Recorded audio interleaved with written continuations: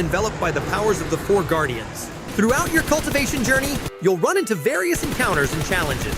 Sometime into a match, spirit collecting bells will appear, and all surviving teams will be separated into groups. Each group is assigned one spirit collecting bell, whose location is visible to members of the teams in the group. Approach the bell and interact with it for supplies to drop and to activate a countdown. You can sound the bell repeatedly during this time. Each interaction provides supplies and shortens the countdown. The elemental powers will form a crate at the end of the countdown, after which the spirit collecting bell will run out of power and can no longer be used. Open the crate to get tons of rewards. Note that other teams in the same group will battle for the same bell. Use the mini-map to determine how many players are nearby. Also, skill cooldowns are reduced in the bell's vicinity, so use them to your advantage to guard the bell's rewards. Sacred Quartet's final challenge is to unite the four Sacred Guardians. During Sacred Quartet, you'll be able to pick up elemental fragments in matches. Use the fragments in the Elemental Clash event to combine elements. When you and your teammates each bring a different element into a match, and all members survive until victory is attained, the Guardians United Challenge will be completed. Players who complete the challenge for the first time can claim 200 elemental fragments from the event page and will unlock the new Guardians United achievement. Embark on your sacred cultivation journey now and forge your story into its own legend.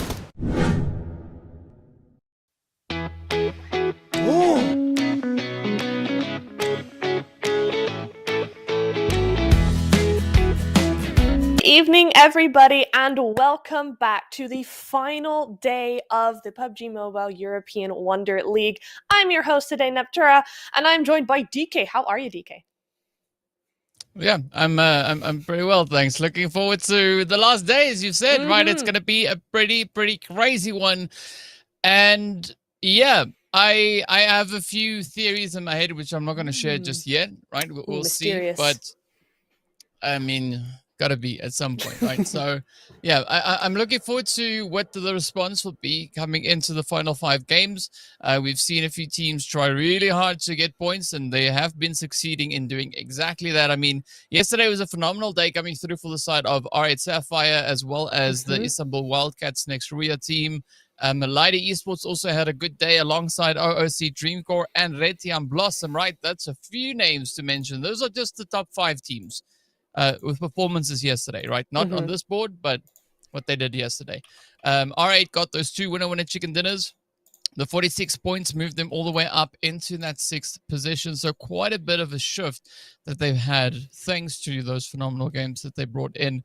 The Wildcats also did quite a bit of climbing all the way up into that 5th position with the 44 points, the winner chicken dinner. Lida also doing some phenomenal things for themselves right there, jumping all the way up into 2nd place again with that winner chicken dinner. And of course, to close off the day for whoever forgot, Galatasaray came through clutch, winner chicken dinner, doing things that they are that's not out of the norm for them. Yeah. So I'm really looking forward to seeing how the teams are going to look to kind of continue that momentum that they've been able to find yesterday, and whether or not they can catch up, because, I mean, Galatasaray, as we saw there, they're leading with 53 points. They are indeed, yeah. That's crazy. It would put them in 9th place. Just the lead that they have would put them in 9th place. That's crazy. The gap. Okay, so it's pretty dang crazy. So it is going to require quite a bit of hard work to try and close that one up. And I think realistically, if the teams collectively target Galatasaray, sure, right? If that doesn't happen, it's not going to be the case. But the logistically speaking, teams doing that, I don't ever see that happening, right? Everybody focusing on one squad. Yeah, well, I'll keep that in like a fantasy approach, I guess. Yes. Right? That's something that's not ever going to happen on PUBG. But yeah, the approach of the play here is going to be to see who will be crowned the victors. Is it going to be Galatasaray yet again, or is there going to be some hidden feature secret team something that's going to come through clutch here today? That is the question, right? I mean, the way that Galatasaray have been going, the chances of that are dwindling fairly rapidly game by game. However, we have seen, as we were, as you said earlier, we have seen some big names coming through with some big numbers as well. So there is always that hope, right? So much of that board is very, very close still. And if the teams that are at the top of it can just keep that consistency going through for just 5 more matches, we may see a little bit of an upset, but we'll have to see how that goes as we go into our Erangel before Miramar, Sanhok, Miramar, Erangel again. Same as always, but this time just with 10 times more pressure because this is the final day. After today, there is nothing else these teams can do, and we will have crowned our Season 4 champions. So is that going to be Galatasaray for the 4th time in a row, which is a kind of a crazy thing to say, in a row, or are we going to have our first new champion since Season 1? I'm open to the suggestions, right? I mean, I think more interestingly, let's hear from the people in chat as well, right? If you're watching right now, let us know what you think. Who do you think is going to be clutching out? Do you think it could be Galatasaray yet again, or would you like to see another team essentially rise up to the occasion? Now, the unfortunate part is, if you go for another team, you've got very limited options. Yes, very limited options, right? Realistically, we're looking at about 4 teams that could, if the stars align phenomenally and they have, impeccable matches, they might catch them. Okay, that's going to be Lider, Esports, OOC, Dreamcore, Bonfire, and the Istanbul Wildcats next Ria team. Right, everybody in the top 5, I think, could maybe possibly, if the RNG gods are blessing them, they might be able to maybe catch up. So yeah. Let us know. Yes, please do. We will be watching that chat as we have been every evening this entire event. We've been watching in chat. I think you've seen us a couple times in there as well. But I think we're gonna all go kind of crazy. I mean, we always want to see what the spectators want to see as spectators ourselves, right? We want to make the games or have the games be as interesting as possible. And so far, the zone has not disappointed. We have seen that time and time again with these hard shifts going through here. And maybe we'll have that again. Hopefully for the teams, though, we've been talking over the last couple of days about how these teams really do want this first game to set the tone for the rest of the day. So hopefully in this final day, PUBG Mobile can give them an easier zone, something where they can really just do their own thing. Well, that's yet to be seen. So yes. For the time being, it's a decent flight path that they have to come through. I think the big thing is going to be, where is zone going to go, right? You asking for a nice and blessed zone? Sure. I'll take a zone. Any zone, pick a zone, that zone. Let's go. Right. I'm thinking maybe it's going to go down to that other spot down there towards Ferry Pier or Sosnovka, maybe Malta, maybe even Novo. But I wouldn't say no to Everest. That would be fun.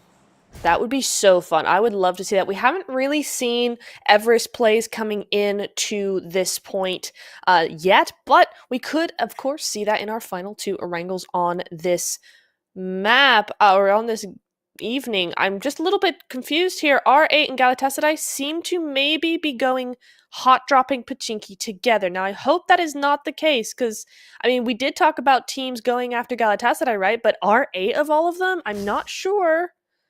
This is uncomfortable for me, DK. Yeah, it's I mean, sure. They're gonna give it a bash. I mean, R8, from what we saw in week 1, they were quite aggressive. They held their own quite well. Yeah, maybe they're gonna look to try and silence Galatasaray. Good luck. It is gonna be a pretty tough one, but I think this particular engagement is gonna set the standard of what we are about to see today from Galatasaray, right? If they go in here and they just brutalize R8, I think we're gonna see quite a lot of that for the remaining games, not just this one, right? Yeah. But if R8 is able to stop them here, there might still be a glimmer of hope available for whoever else is trying to catch up. So, yeah, I mean, there's talk about pressure. There's a lot of pressure on R8 right now. There is very much a lot of pressure on R8, as you say, and I understand why they've gone here in the first game, right? Because then they have 4 more games to kind of catch up if this does not go well. But this split from R8 is not what you want to see. That's going to leave Hasiko down on her own against 3 players who have that utility, who have those weapons, and the rest of her teammates are trying to rally here. But how much rallying can they really logistically do here? I mean, Hasiko's giving them the runaround for sure. I think Galatasaray seem to be playing this just a little bit cautiously, right? They're not wanting to lose any players, and so they're not being as brazen as we've seen them normally. That could play a huge role in how this fight goes down, but that is going to be Gucci getting taken down, but the trade is immediately there. Zeros, she's very low as well. All of a sudden, it doesn't look like it's going particularly onto Galatasaray's side here. They are going to get that res back up. R8 are for sure. Lara trying to get that nade going. Beautiful nade there. Great switch of target, and that's going to be just 2 up left for Galatasaray, and Carly doing her best here. Doesn't seem to quite be able to get it. She's got a midi in hand. Tries to get that spray down. Gets the 1, but perhaps not the 2nd. Oh, Carly is out of ammo. She's out of bullets. She's got a reload. There we go. Gets that reload through here. The Tommy gun is now in play on Zeros' side, but this healing, they don't have any of it, and that's really what's slowing this fight down. Well, you just got to give it up to the insane pacing that we're seeing here. I mean, R8 are holding their own exceptionally well. I'm not surprised to see that happen here, but just the flow of the whole situation is insane. I mean, R8 relentless, Galatasaray relentless, and it's now R8 holding onto a 2-piece, very low in this HP bars, but now Galatasaray are going to try and bounce back from this, and they could still maybe get that fight under control as they're now raising up to Fida.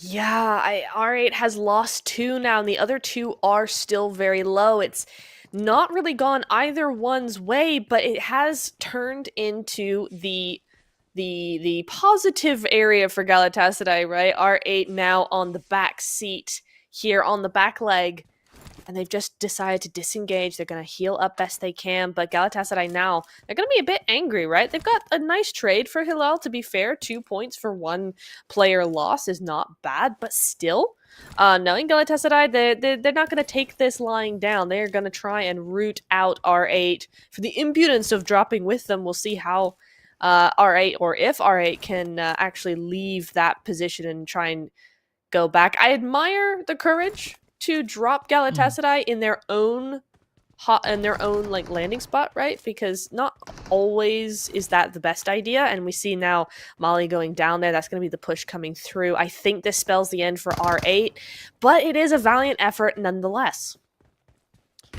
Yeah, I mean, I just have to echo what you said. You got to commend what R8 attempted here, but it is just crazy, right?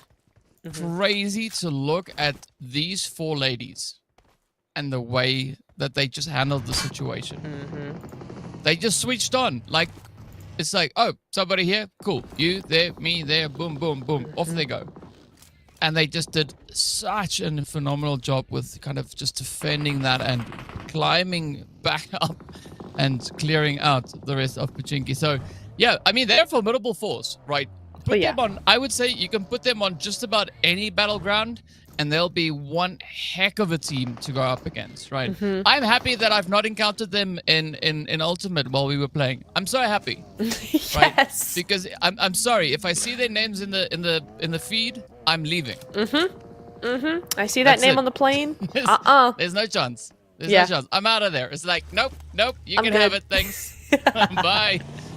It's so true. It's so true. They're a scary team. They're a scary team to reckon with, and I think we have to admire all the girls here for playing against them, because this is an insane thing. They've been very, very consistent throughout the entire tournament, right? They're going straight through to finals from phase 1, and then having such an amazing day number 1, and then a quiet day number 2, as I said they would, because that's how they play. And then day number 3 looks like they're coming straight back in with the same energy as they had in day number 1. So we'll see how that works out for them.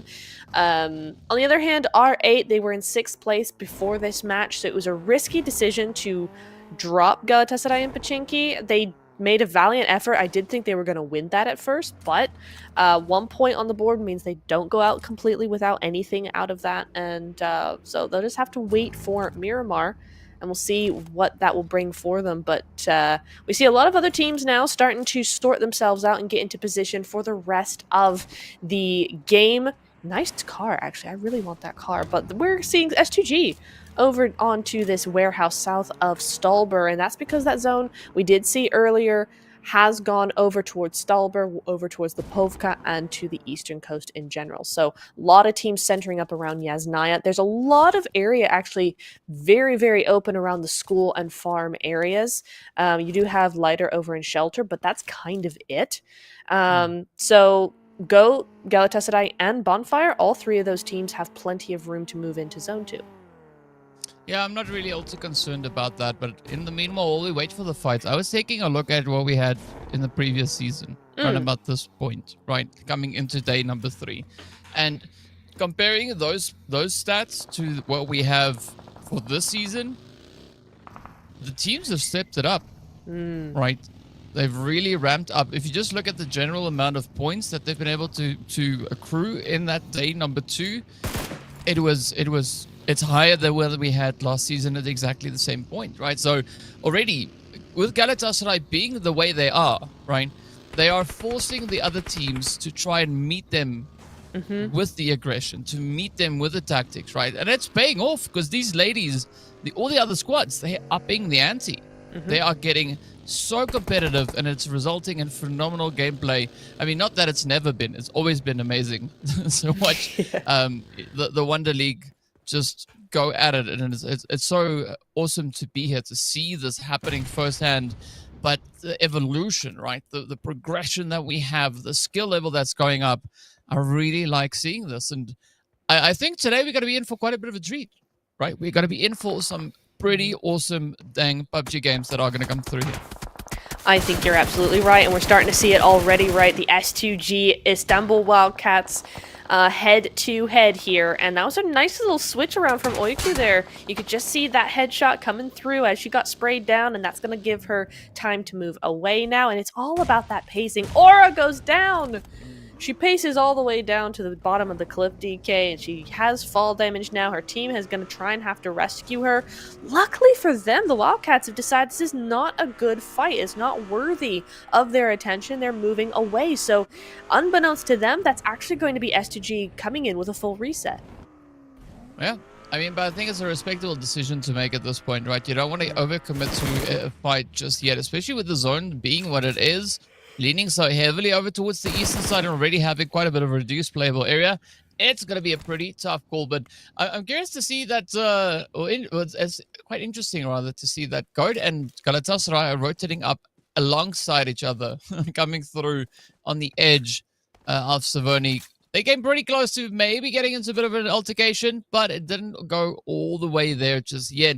But speaking about altercations, though, the east itself, center zone is really now starting to light up. As we can see, Zeus feeling quite a bit of the pressure here. I mean, so far holding their own pretty well.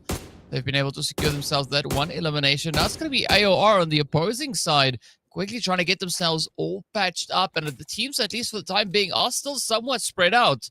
But as we get into that next stage, stage number 3, that is where things could potentially get quite more challenging. I think especially if the zone continues heading further to the east or straight north or south, right? Keeping that reduced playable area. But if it moves to the east, the west rather, back into Yasnaya Poliana, yeah, that's going to be toasty. It very much is, and I do not trust the zone to not do that. You know, specifically in day number 2, in yesterday's games, we saw a lot of that zone shifting all over the place, north and south again, not really giving these teams anything concrete to work with. So we'll see how that goes for them now as the second zone does move over into more of that water area. We're going to see Goat coming over to the top side of the mountain around Stolber, and Galatasaray coming down onto the bottom as well. So there's a little bit of that wrap around the mountain. Nobody really wanting to take that edge position just yet. And Bonfire, of course, as per usual, have still to make it out of the blue. Yeah. it's interesting to see that they are pretty adamant when it comes to rotating up late from that blue zone. Yeah. I don't know. Maybe they just like the taste of the blue juice, right? Maybe that's it. That's got to be it, right? It's the only thing that makes sense. Because almost, I think it's just about every single Erangel that we've seen them play on, they've done that. So yeah, it's a bonfire thing. So let's see, maybe if it's if it somehow still works out for them moving into this match. But an interesting thing that we have currently within the zone is we've got all 15 teams situated within it, right? Aside, of course, from Bonfire that are moving up. But nobody's really getting all too aggressive just yet, right? No. They can kind of see each other, but not enough so that they are feeling that they have to make any decisive plays. And of course, I think that is quite, it's essentially up to the zone being what it is, right? The moment we have that next zone and it moves west, I think that is where the safety switches are going to come off and the teams are going to go absolutely crazy. Speaking of crazy, though, Leora trying to dodge, but unfortunately ducks right into the lobby. Yeah, that's a rip right there. I'm gonna have to say it. Goat, we're just trying to do their thing, and to move forward with your point, right? It is interesting that there's so many teams in quite close proximity, but no one's really being able to see each other or wanting to see each other. I think that's probably got a lot to do with the terrain up onto this northeastern side, right? There's a lot of dips, a lot of hills, a lot of trees in that area that kind of makes it hard to see each other. But that's all going to change as the zone goes down to the south. We're hard shifting down to Mansion and Prison. This is why no one is safe at Erangel, because all these teams are like, yes, we've got a great spot. We are good to go. No, you're not. You got to go to Lipovka now. Go to Prison. That's where you're going, and that's where all these teams have to move into if they want to survive, because everybody else is on that north side by just pure force, because the zone has decided they're now on the north. All those teams are trying to get into the zone, and now all the fighting is on that north side as well. Bonfire, of course, being one of the only teams to escape this fate. Yeah, but then they've pushed straight into heaven. Yes. Alongside Ida as well. So there's going to be a little bit of contention right over there. So, yeah, things are only going to get way more challenging from this point moving forward, because looking at the terrain, the playable area, it is pretty flat for most part, right? There's a few hills, heaven being one of those. But aside from that, you can still see the enemies from quite some distance away. So the teams will really have to find a very creative way of getting themselves secured into this coming few phases, because it is not going to be easy by any measure. And in fact, all the teams have crammed up into the north, right? That south is wide open. So this puts quite a bit of pressure now onto everybody, because, I mean, OOC trying to get in, they find themselves in quite a bit of a congestion there. They got Not Noobs and the Wildcats alongside them. Bonfire trying to hold their angle here, but it's Ida pushing up. Ooh. Beautiful peek through the window there. But what we have rather, Zeta just managing to hold on to this, because now the pressure is on. It is now game time, and Ida, they want to get those points, and they do succeed in finding purple as well as Zeta. Atlas, last woman standing. We've seen great things from her before, but can she hold off an entire team? No, she cannot. Ida with the full squad wipe and not even having to reset there. Ida, GG's there, and Bonfire will not have the positive effects of a late rotation coming in for them in this game. Not Noobs, though, and the Wildcats having fun over here, throwing balls around. There we go. Not going to be quite there, and not 7. Come on now. Come on now, in that vehicle, out we go, as do the nades. Out they go as well. Pinky's trying to hold off 2 different players, and it's not going to work, of course. It's too much, all at once, and Melita is the only player left standing there. She is going to have to drop down the cliff there, med on up, and take the water for her own. That's going to be her own zone there as a solo, but at least, you know what? At least they are still here, right? Not Noobs are here to stay for a little while longer, at least. OOC finding their own problems up onto the top of this hill, looking for potentially a third party, but mostly just trying to get to Bazumi here. We'll see if they can get that reset up and running. as 9 seconds until stage 4 closes in, or we see stage 4, rather, stage 3 closing in. And that will tell us where this game is really going to go. Yeah, it definitely will. The answer is even further down south. Goat now being zone blessed. Great setup that they've got. Mansion is pretty open, as we can see right there. So I'm seeing quite a few teams starting to just cram on in here. Yeah, I mean, S2G, of course, going to be taking Mansion. They're the first ones there. A lot of teams still to that northern side, right? They still have those little compounds here, there, and everywhere. Lighter have an excellent position in this zone now. They're going to be taking that real high compound, that high ground position over to that eastern side. And Goat have their own compound, their own dip down there, so they're happy as well. But that's only 3 teams out of the 14 remaining that are currently in zone. So definitely gonna have to see a lot of stuff happen before we're really comfortable with the spacing here. And TPES gonna be one of those teams that get real nice and close over to Lighter Esports here. This cannot last long without some sort of fight. Well, we'll find out pretty soon whether or not they are meant to stay, as we do have a quick little start coming through here from TPS over onto Fraser. So now it is going to be go time as Cupquake and the rest of the players here from TPS get ready for a little bit of a push. Hopefully the Wildcats won't get drawn into this engagement as they are rotating and they are mobilized. So I'll keep a close eye on that. We also see OOC feeling a little bit of that sting coming in as well. But now let's see if TPS can follow through. I mean, they've already found a bit of an opening, not necessarily getting the confirmation, but it did spark a few alarms on the side there for Lighter. But now ROC are going to be moving in as well. Ooh, nice bit of awareness from Mel's Nova there, just trying to make sure that nobody tries and third parties this. They're going to have enough problems as it is going past Ida or trying to gatekeep Ida, as they seem to be doing. It's a little late for that one, though, girls, as TPES and Fenerbahce now. TPES unable to actually push Lighter because they've been pushed themselves. So that's going to be something they have to take care of now as Fenerbahce go, oh, yeah, sorry, we got the message. We're going around. Galatasaray go out here. I didn't even see them move in, but they are out now. And Mel's Nova still in that blue, but that's what they tank to try and take out Ida. Unfortunately, O'Daddy is going to fall victim to them. And the rest of the team, it's too late. They've just got to move on without her. Yeah, you got to risk it, right? Oh, it is going to be go, go, go. As you can see, Ida also feeling a little bit of that sting. We do have Red Tiam also falling to the blue damage, but the zone is going to be shifting, centering up right on towards the players there from Goat Esports. Mel's Nova now going to try and keep themselves in contention. Oh, Daddy, as you've mentioned, might not make it out of the blue, but we do say goodbye to Fire Shine as well.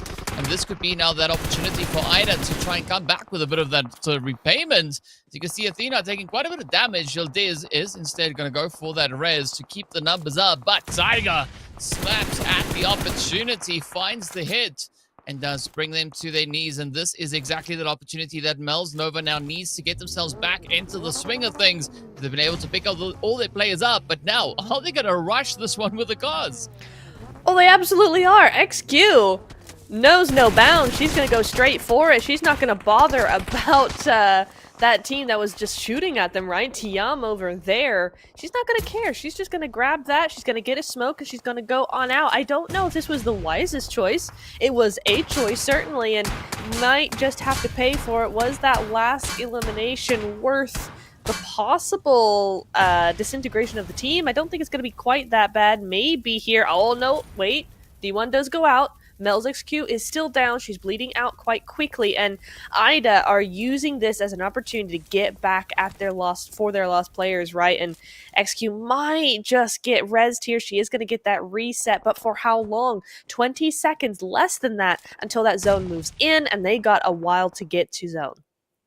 Yeah, the pressure is only going to keep climbing up as, well, Mel's Nova kind of get themselves picked up, but they still have a long, long way to go. You can see Ida still holding it nice and steady, but neither team has been secured within the zone. The utilities now start to rain on down. It is going to be grenades, but that is, of course, also Kauai, I believe, on the opposite side, just reaching in, applying that pressure. It could even be Tiger, but this is now Dino's opportunity to try and sneak up that final bit of a clutch here as the blue zone does start nipping at their heels, and this is Mel's Nova in a world of trouble. TPS not in a good position either, as we see Cupquake, Samina, and SH also still trying to figure out how they're going to try and play through this one. Samina, though, has at least made it up into its own.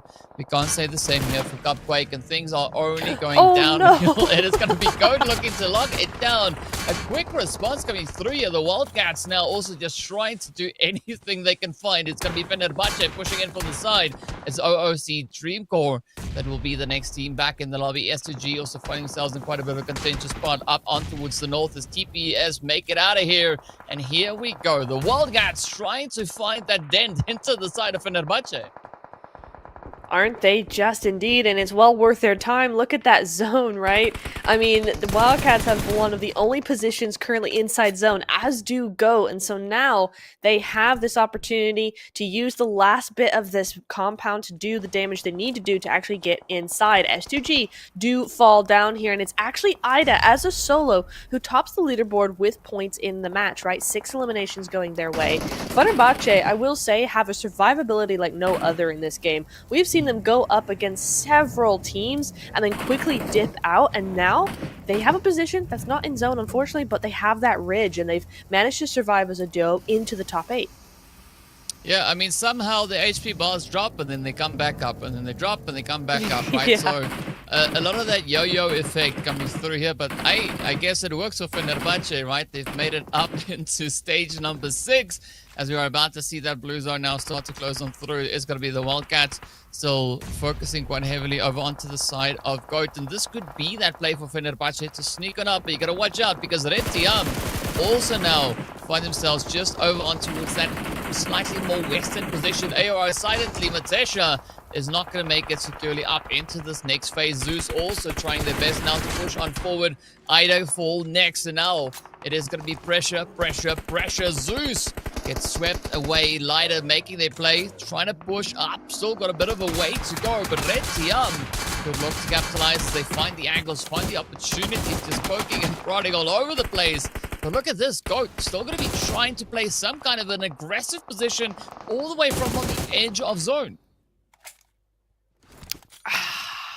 And the zone has gone haywire. It's gone straight over to that right hand or left hand side. I mean, okay, for majority of teams, this is good, right? The zone is close to them. For GOAT, this is worst case scenario. They've got 4 other teams or 3 other teams that they need to fight against. Both of these teams, Lighter and the Wildcats, are looking directly at them. They know they're back there. Tiam have a little bit more on their hands to deal with. They're not really looking that far ahead, but is going to be a difficult position that Go are in right now. Kauai does go down, so that's just going to leave 1 there for Tiam. It's going to be Taiga on board there. Oh, just hidden behind a rock, and their Tootsies were out, but not for long. Oiku not able to get that shot. Maybe this time. Surely you see that. Oh, she saw it, but just in time. Again, Taiga having that 6th sense when it comes to that positioning, but we'll see how that goes. In the meantime, we have a 2 teams with full squads on the board right now, and Goat not one of those. I think this is where they end. They kind of know it. Lunasix is going to try and heal on up here, but it's really just a med off, hoping that somebody goes out before they do. Yagi goes down to that zone. Meanwhile, Lighter have to move on in, and there goes Goat. Well, yeah, there goes Goat indeed, but now it's going to be pushed. Hello? You see Lighter trumping at the opportunity. The Wildcats now trying to get their way back in. They are down to 1. As you can see, Elena and the rest of Lighter still moving forward. We have also lost the side there of Red Tiam as Tiger got taken on through. But now, Lighter, they can definitely look to clutch this one out. Already 12 eliminations up, and there's essentially nobody standing between them and that winner chicken dinner as they walk away with double digits under their belt. And they have decided today is the day.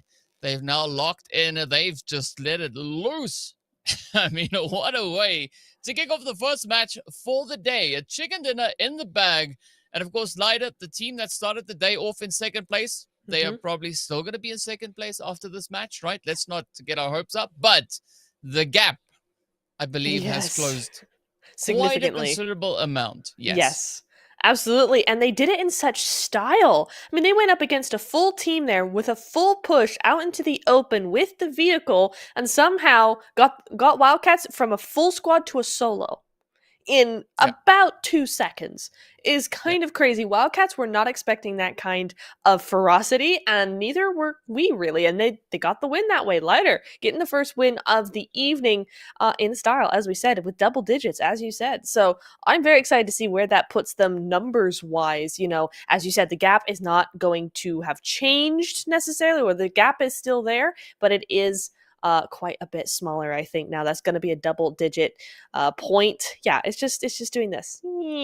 A little bit, especially because Galatasaray, you know, they did get that initial squad wipe, but they went out with no placement points. So, and no more eliminations. So that is going to be just 4 points for them coming into the first match.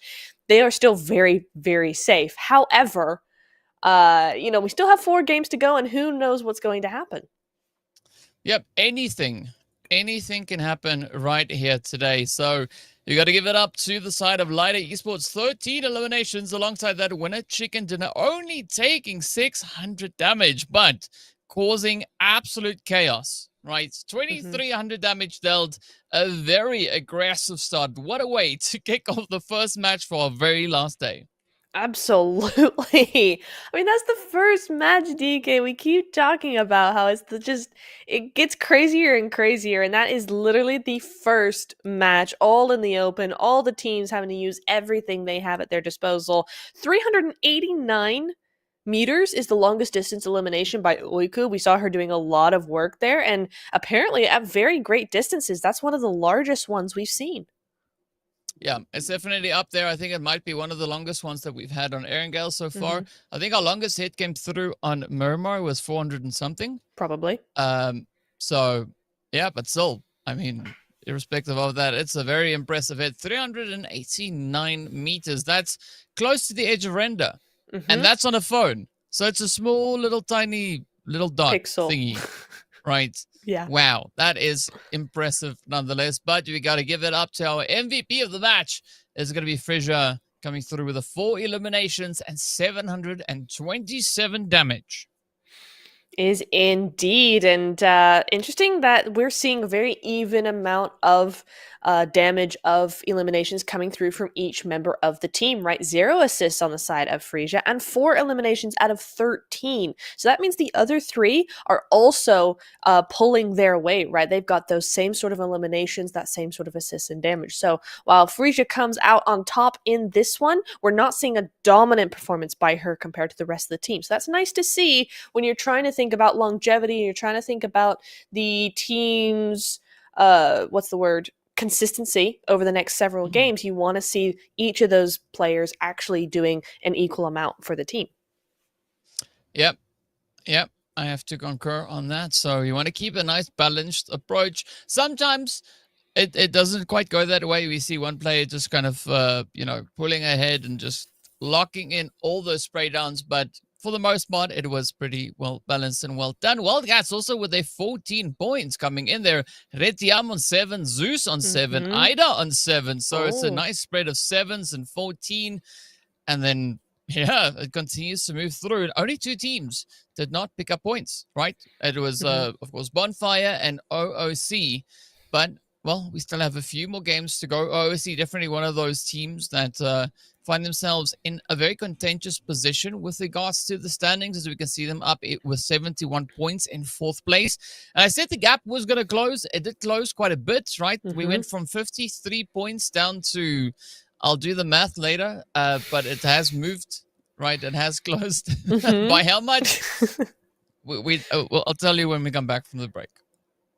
Wait. Wait, 108, 128. Yeah, it's 25, 26 points, something like that, you know, just quick maths, not at all accurate, but it's a rough approximation there. Tiam as well, coming into that top 3, right? We saw them in day 1 and beginning of day 2 as well in kind of that bottom 13 or bottom 4 position, right? Now Tiam with 56 points, they aren't in the running to win at this stage. I think it's fairly safe to say that, right? Unless they have a mega day like Galatasaray, I think they're going to stay in probably maybe top 5 if they are going to have a really good day today. But this first game has done them wonders. Top 3, a good amount of eliminations, and it's looking quite good for them.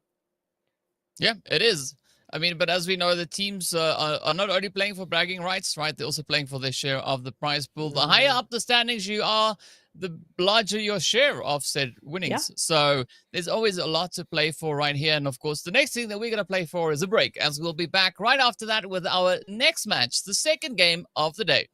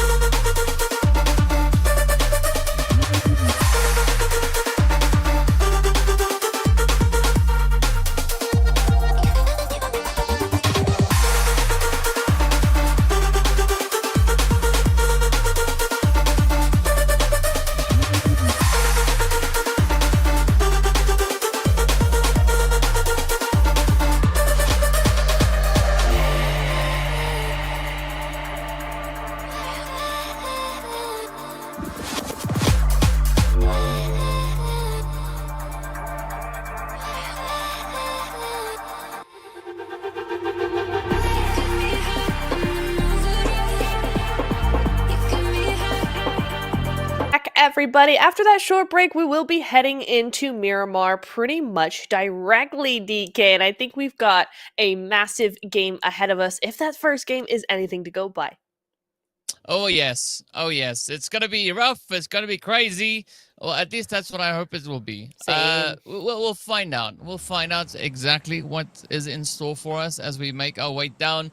A very taped up plane that we've got here. Nice, interesting. The warning signs all over the place as we do approach. Warning. Oh, I just noticed the triangle on the back. Huh, that's cool.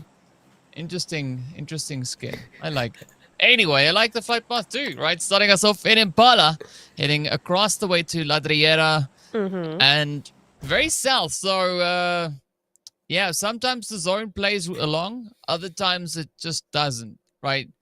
I have no idea which one it is going to be, and that's the beauty of it. Nobody knows. We'll only know when we know what it is. But I think the teams are definitely going to try and get themselves in a slightly more advantageous position, especially looking at where they find themselves with regards to those points. And I'm going to be looking at Lida and the Wildcats. Yes. Because the gap between first and second, I said I'll give the answer when we come back from the break, right? The answer is 34. So we went from a 53-point gap down to 34-point gap. So, yeah, Lida Esports, they are bringing quite a bit of effort. And actually, also, they're the team with the highest placement points. Gosh.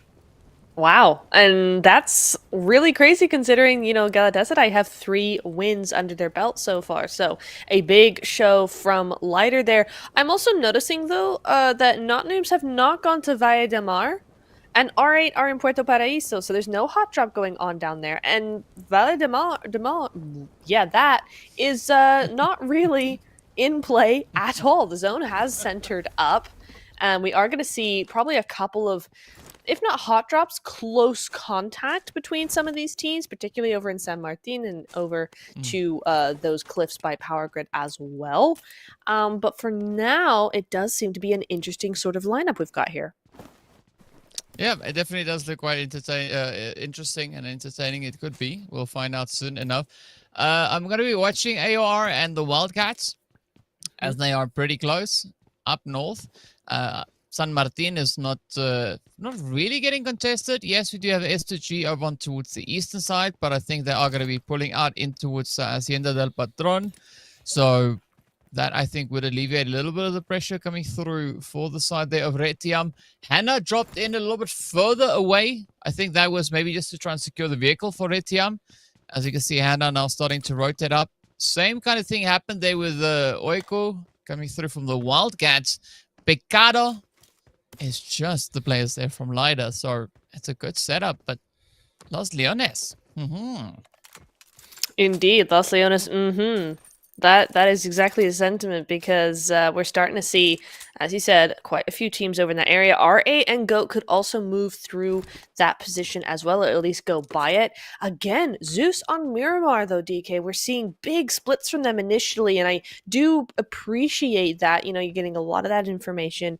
You're getting all those vehicles, and you're trying to figure out where is going to be best, as well as if that zone moves to that north side, you already have a team inside zone. So a good heads-up play strategy coming in from them on Miramar, because we only see it from them on Miramar. OOC as well have a similar strategy with a large split, and actually this has worked out in their favor because Chumacera is actually not inside zone. So again, they have that opportunity to move and group up and be in zone pretty easily. Yeah, it's an interesting strategy, as you said. Now that a wide split, it does open up quite a bit of opportunity for them. So if the zone works in their favor, they're going to be feeling quite happy about the way that they've decided to approach that split. So we'll see if that pays them any dividend. I'm going to be looking over towards Bonfire also in El Pozo. Good thing is they don't have far to rotate. So there's no excuse. We should see them moving up into the zone relatively quickly, or at least before the blue zone completely engulfs them, right? We'll see. We'll see just how that one is going to pan out. Yeah. But you were talking about GOAT also with that bit of a split that they have down towards the southern side. It makes sense looking at where they decided to drop, because there's not enough loot in one particular spot for one person alone, let alone 4. So yeah, it makes sense seeing them taking a slightly more dispersed approach to getting themselves kind of sorted out with the gear and the goodies and everything that they need. But yeah, the team's pretty much respecting the spaces, right? Nobody's hot dropping, nobody's pushing, nobody's causing any upsets unnecessarily, right? It's all just like, oops, I accidentally maybe came a little bit too close to your region, and that's it. But that just means it's gonna get real spicy when Yep. when we get to that stage, what, 3 probably, because all of these players, you're right, they have spread out away from each other, but they've got big splits nonetheless. And as we start to see those rotations coming through at all angles, those solos aren't going to have the best time if they're not careful. So we're going to see probably quite a few players drop out there. OOC already moving out of Trumaseta into that North Los Leones region, so that could be something where they're moving straight into the middle, basically the middle of zone. And they'll run into possibly Zeus, possibly Lighter, and possibly Ida if they move out of the city. So lots of opportunities for some chaos coming in. Not Noobs as well, they're on the move, and we're starting to see this from a lot of the teams now. Yep, we are seeing quite a bit of the movement coming in. We did see SSG starting to rotate up as well, slowly encroaching that more centered position. But now, looking at Not Noobs, you don't really want to be all too hesitant up on this hill because Galatasaray are coming in behind you from that northeastern side. You got Fenerbahce up ahead of you on that southwestern side. So Not Noobs might maybe find themselves in a bit of an uncomfortable position if they stay there a little bit too long. But you can understand what they're trying to do. They're just assessing the area, trying to figure out where is going to be the next best spot to move towards. But the zone is not giving them any hints, right? We've got 2 minutes left, and this is why I said I like these zones, because it forces the teams to play with strategy, right? As opposed to trying to catch up with the zone itself. Everybody's in zone. So now, show us what you can do. Absolutely. Make the most of the positions you have found yourself in or found for yourself, right? Nobody's in power grid. Interestingly enough, no one's gone for that compound yet, and Galatasaray gonna be the first, as you said, looming behind Not Noobs here. They're gonna be the first to take some shots here. Not Noobs gonna be trying to get that reaction time quick as can be. Nice little shot on to Fida there, but it's not gonna quite work, and it just gives them enough time to move out of the way. But I don't know that they're gonna be able to get to Melita, considering where she is and how close Galatasaray are to her. Yeah, Galatasaray is like a warm hug, right? It just wraps all the way around you and then just doesn't let go. Right? That's true. what they do. That's the play, and it's I think that's maybe a good way of explaining it. They're like a warm hug, right? Because it sounds so nice, but yeah, in PUBG terms, not necessarily, because you have very limited options. Unfortunately for Not Noobs, they were able to get out of there early enough, right, before they got fully engulfed in what was coming through from Galatasaray. But now they got to be careful, because now they find themselves alongside the other team that I mentioned, which is going to be Fenerbahce. So yeah, Not Noobs having a very tough time here, finding a good position to call home. That's crazy. She got so far before she saw the vehicle and turned around immediately. And luckily, Fenerbahce were not in the mood to really be taking any shots, or she would have been very much a goner back into the lobby, joining her teammate there. So it looks like she's going to escape that one, but that was a very, very close call. The zone is about to move on in, and a lot of the teams think it's going to center up over La Bandita again. We see a lot of teams moving into that direction. The zone we see now has moved. And it does encompass what those teams think or thought it was going to be, but it actually also covers San Martin and Power Grid as well. So there's more room here that's unoccupied, but Fireshine rather, is not going to occupy anything if Ida aren't careful here going up against Mel's. They need to get that reset ASAP. And moving out of Los Leones right now, they are in zone technically, but probably not for long, the way that this zone trajectory is going. So this is where now we're starting to see all those shots come through, DK. Yep, Zeus finding a good play onto the side here of R8, but now can they close it up? It is going to be quite a bit of a ranged approach that they are looking to take here. But Zeus, they're not going to shy away from a bit of a challenge, as they will try to make the most of what they've had, with what they have. But I think the interesting part is what the teams surrounding them are going to be looking to do, because they are on quite a mountainous position. And we've got Mels, we've got Ida, all just hanging around towards that slightly more southern positioning. So the pressure is definitely going to be on as the teams continue to just push further and further afield, trying to get themselves in. We do see Daddy now about to get taken up. So Mels Nova going to find a way to continue on with their performance here with the 2 Bs, as they will very soon be dropped down to only 3. But I mean, it's not all too surprising, right? Looking at where these teams have to move towards, essentially really close towards the graveyard, it is going to be quite the challenging play, and quite a bit of that valley approach is going to come in as well. It sure is, and that could be a really good approach as well, right? You see... Oh, hang on. Is that? No, it's not. That's not the rest of Mel's moving in there. It's Goat coming in behind them. So now we've got this weird sandwich going through. Luckily, it looks like Goat are going to be moving away here, and Mel's might just be safe because the positioning of Goat just means that Ida are no longer in a good position to take this fight. They need to move on here. So Mel's are going to be safe for now, but the rest of the lobby is kind of going on fire here. TPES have 2 down. OOC and Zeus have 1 down respectively here. So we're seeing there's a lot of fights breaking out across the map. And Fenerbahce, just not one of those teams. They are a duo, and they're just looking to stay that way in this small compound. Well, let's see if that small compound is going to work out, at least for the time being, as we do have Zeus continuing to apply those dodging techniques. And they try to get out of the way. You can see Samina and the rest of TPS driving around those vehicles, not looking all too great, all too gravy. This is what we have, right? The zone just proved to be so challenging. The teams are going to find themselves in quite a few vulnerable positions. They are. This is just the name of the game with Miramar. It's so difficult to find a good position, because unless you're up in the mountainous areas of the map, you're going to either have compounds or open ground, and there's no in between. So, you know, is the classic example here. Zeus have a compound that knocked player from TPES does not. And so that's really where that safety is coming through there. TPES do go out, just picked apart by too many teams on their rotation in. So that's the end of them there.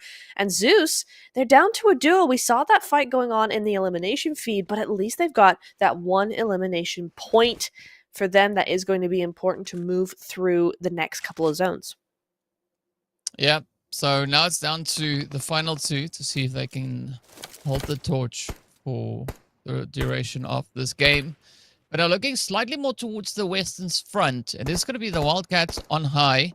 We do see Bonfire off in the distance. Both teams playing a bit of that that long arm back and forth across the mountains. Nobody down below for them to even target. And we do see the players then also from Retiam on the same plateau up towards the north. Of course, finding themselves on the mountains there of San Martin. Everybody essentially going for the elevation, right? S2G, not elevated, but they've been able to secure themselves within compounds a little bit further down the hillside, just east of the teams that we were talking about right now. But as we head back over onto the southeastern side of the zone, it is still absolutely cramped packed, just jammed up with players and teams and things all over the place, as we've got Not Noobs, our northernmost squad, at least for this region, going to be looking to hold on. Galatasaray are going to start to move up towards them, as we can see also then Goat making their play, but Fenerbahce finding quite a bit of luck here with the angles. They are indeed, and Goat, they keep trying to make these plays work, and it just doesn't seem to be happening for them. Galatasaray, on the other hand, we haven't seen... Oh, that's an excellent zone for a lot of these teams. I mean, at least they don't have to move far, right? They can kind of hunker down in the spots they already have. But going back to my point, Galatasaray, we haven't seen too much of them. Yes, they have 3 eliminations, but they haven't been super in the middle of everything. They haven't been in the thick of all the fights going on. They've kept to themselves, which is an interesting tactic to see come through from them, but they're taking that back seat and waiting until the ends of zones to actually start making those moves. Yeah, I mean, because it makes sense, right? Because by that time, a lot of the teams have already been battered and bruised quite a bit. So it's just that much more easy for them to pull off any drastic shifts. But let's see whether or not that is going to be the name of the game moving into the later parts of this match. AOR, though, they've completely disengaged from the Insanity, which was the zone, and opted for a north rotation all the way around San Martin past Hacienda del Patron. And it could even result in them pulling into a little bit of a vacant piece of land that we have up onto the more northern side of the zone here. But Fenerbahce, they are smack dab center, right? Everybody is around them. They can't even move from where they find themselves right now, because regardless of where they go, somebody will have a line of sight in towards them. And that is going to be quite a bit of pressure. I don't know if they are fully aware of that. Yeah, that's... I'm also looking at R8. R8 still holding that high ground, that little bit of high ground that they've got on La Bandita, right? But they're looking towards Mel's as well.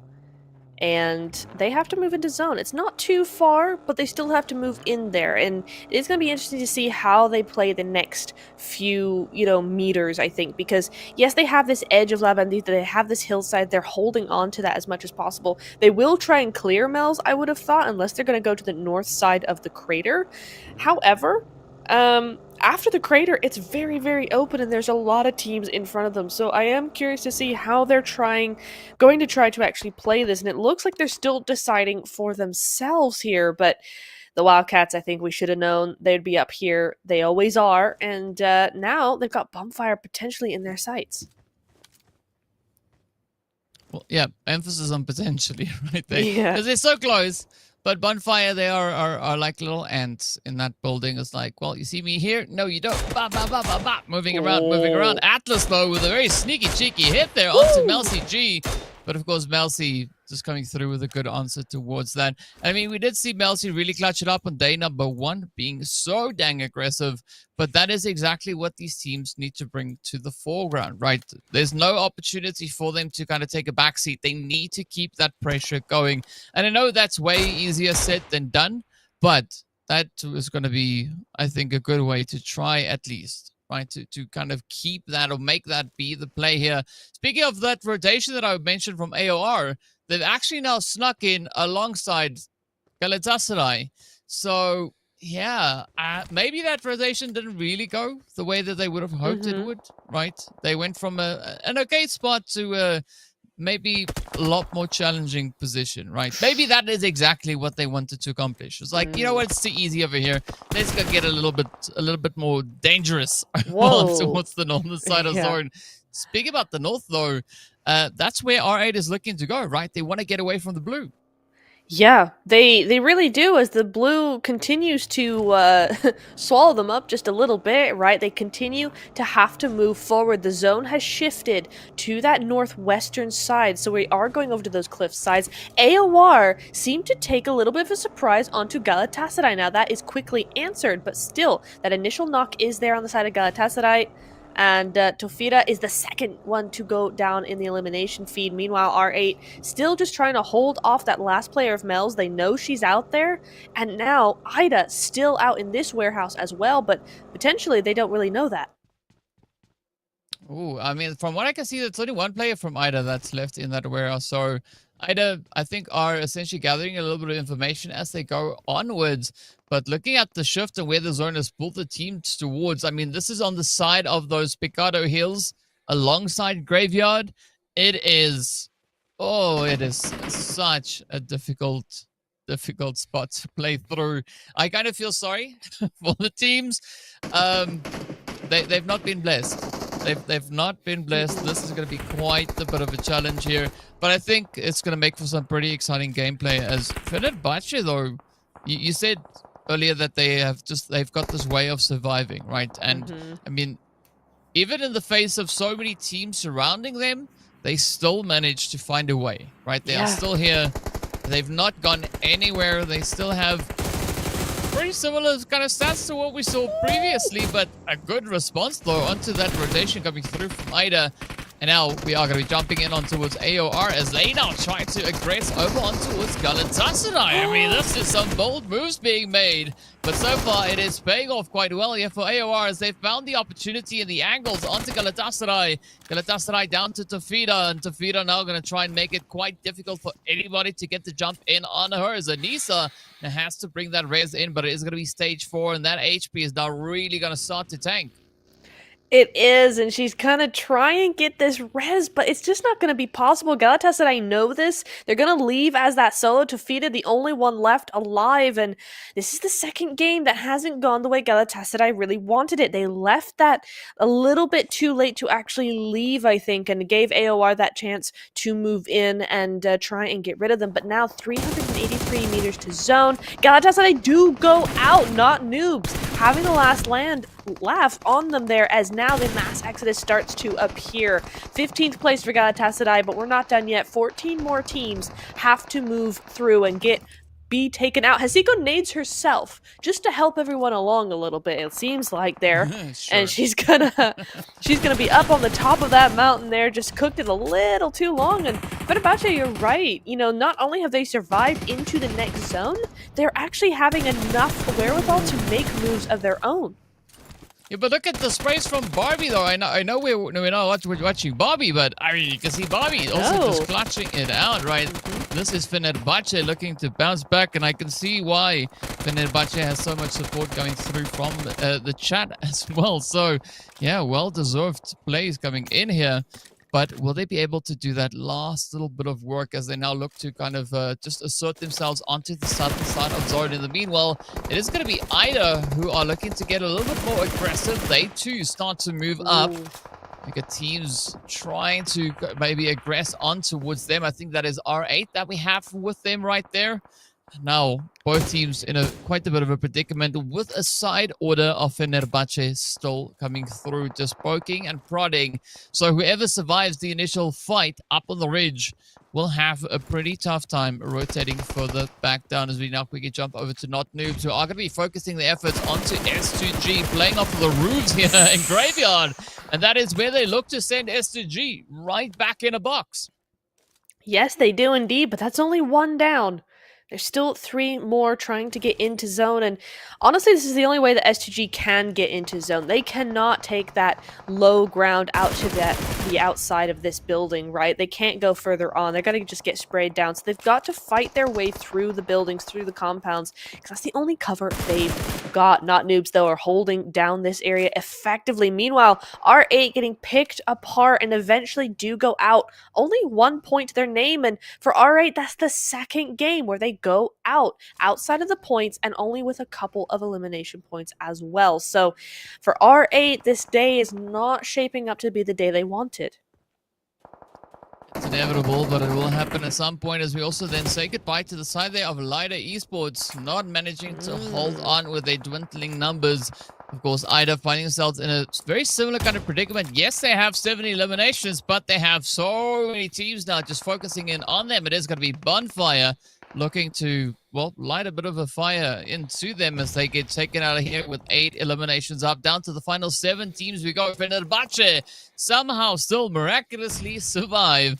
But now comes the hard part. Right now, they got to make a push for that zone. They are essentially not a single compound within the zone, right? All it is terrain, and even more terrain. So we are going to be seeing quite a bit of fighting as we progress into this zone closure, as the teams will jump at any opportunity they can to help alleviate a lot of this pressure coming into stage number 7.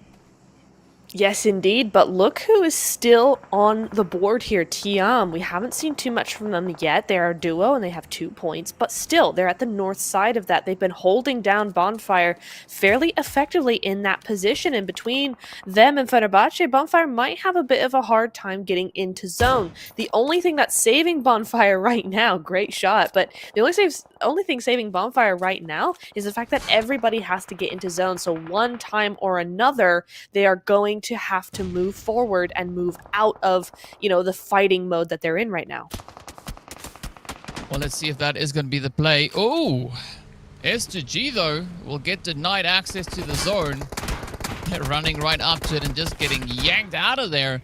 Fenerbahce also making a quick push, just trying to crawl their way up onto the edge.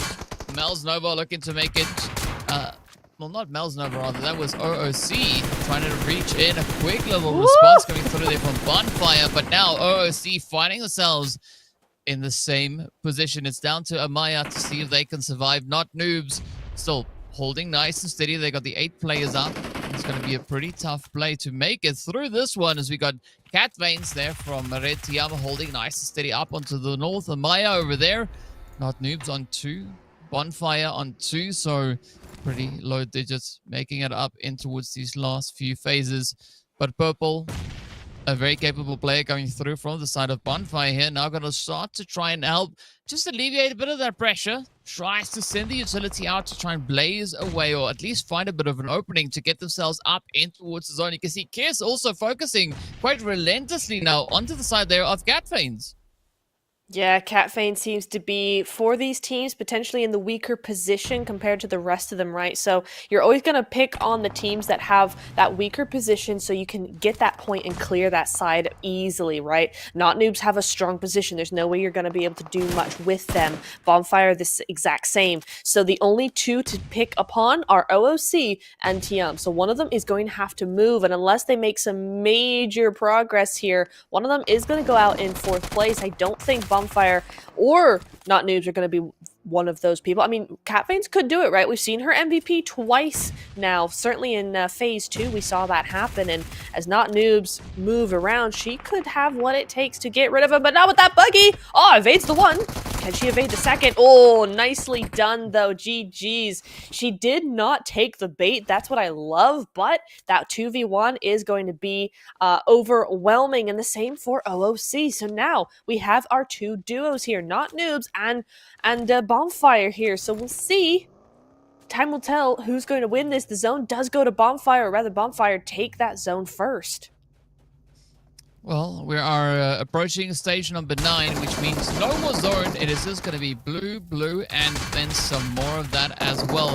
It's Not Noobs and Bonfire, as you said, now looking to contest for that winner chicken dinner. It does seem like Bonfire might have themselves a bit of a draw, at least with regards to the terrain, right? Nobody really having the upper hand. As you said, they were the first team to kind of move in here, but there's no advantage, right? They got a rock, and that's about it. But those ledges could also work out quite favorably now for the side here of Not Noobs. You can see already prepping for a bit of a push, sending out the utility, trying to see if they can maybe find a way to gain some kind of entry or a bit of an opportunity onto the side of Bonfire. And it's going to be a tough one. Even looking at the elimination counts, right? Both teams very similar performances. So we've got 9 and 8. So that just speaks volumes as to how balanced this approach is coming through.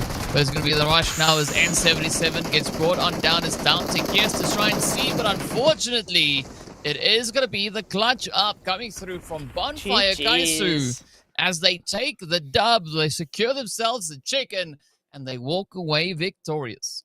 Well done, Bonfire. That's a great result from them. We've seen them try this kind of thing before with those late rotations and those wraparounds and all of that, and it just hasn't come to fruition the way they wanted it to, and this time it actually does, right? That win secures what that strategy was all about, and a big GG's going over to them. A pretty big pickup as well with those eliminations, right? Both them and Not Noobs securing quite a few eliminations, and it's going to really, really boost that leaderboard. Yep, and that's exactly what you want, right? You want as much of a boost as you can find here. But an interesting play that we saw, right? Like Galatasaray, again, having a little bit of a bumpy play in this game. That leaves me to wonder what is going to happen pretty soon. Yes. Right? But pretty soon, I mean the next match, right? But Yeah. we'll see once we get there. I mean, it's too early to say, because so far things that I thought could be happening today have not come to fruition, which I think is great. So that's fine. But yeah, we got to take a look and see just exactly what the point situation is, where these teams find themselves, who our MVP is, how much health and HP these players have been able to recover, how far the shots went, the amount of utilities they used, everything and anything that we can think of. But first, we're going to start here with the 8 eliminations and 1,038 damage going over to the side of Bonfire. So well done. Very well done indeed. Sure, it's not the biggest win we've seen from a team, but it's an important one, right? Any win for any of these teams is going to be super important when it's on day 3. And against this kind of lobby, you're looking at getting as many of those points as possible with that leaderboard being so close as it is, as we keep saying it is. These 8 points are huge when it comes to that leaderboard. So we'll see how that 18-point game puts them up or down the leaderboard. I'm sure it's up. But we move over to our stats, our match summary over here. Loads of throwables being used. And of course, 310 meters longest distance elimination from Tofida there. Galatasaray, I mean, that is a good stat to come in from them, but where were they in this game?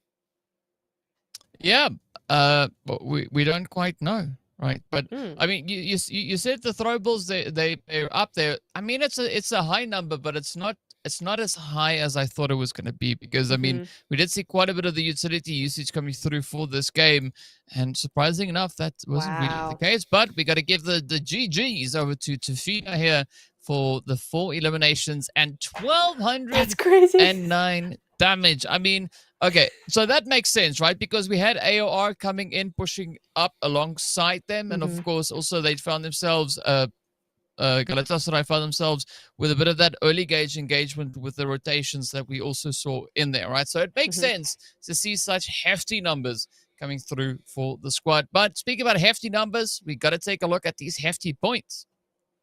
We do indeed. Ding, ding, ding, bell of 1,000 damage, by the way, for Tofida. And I think she's secured her spot in that top 3 player focus. But yes, these points, 18, 15, 11, 9, they go down quite quickly, but it's still very, very close, right? OOC, we talked about them at the end of last match. They were in that top 5 position, went out with 0 points in the last match. So that 11 is going to come in clutch here when you start looking at the fact that we only have 3 more games to go. So that's a nice little boost up for them. Fenerbahce, the survivability of this team is on point, 9 points going their way, and they still managed to get 6 elims whilst being a duo for almost the entirety of the match. But we move over to the overall rankings, and you start to see where all this comes into. Bonfire, with that win, go up with 86 points into 3rd place here. Yeah, I mean, it's a great jump, right? All the way from 6th position up into 3rd. It's going to do some great things for team morale as well. So things are looking pretty good. We also did see Retiam and AR silently swapping places, right? Yes. AOR, they were in 8th place. Now they find themselves in 9th. Fenerbahce also moved up a little bit more into 10th position. They were behind S2G, but as a result of this past match, S2G got moved down to 12th place. So I like the movement that we have coming in here, right? Teams continuing to try and climb, and that is essentially what we want to have, right? But it's all going to boil down to how much of a climb they are going to look to bring in coming into map number next, right? We are going to be heading into the jungle, the aggressive map, the map in which we saw a lot of those eliminations, the 95 that we see up there, right, for a certain team. That's where they got a heap of those on the next map. So I'm wondering what the play is going to be. Are they going to try and go for that same kind of approach, drop another 30-plus bomb on us, or is somebody going to stop them before they could get to that? That is the question, and a question that will be answered in just a few minutes. I'm very, very excited for Sanhok. Galatasaray often are a team that take over that map. We saw it on day number 1. Are we going to see that repeat again? We'll know in a few minutes, but first we are going to take a short break here, and we will be right back.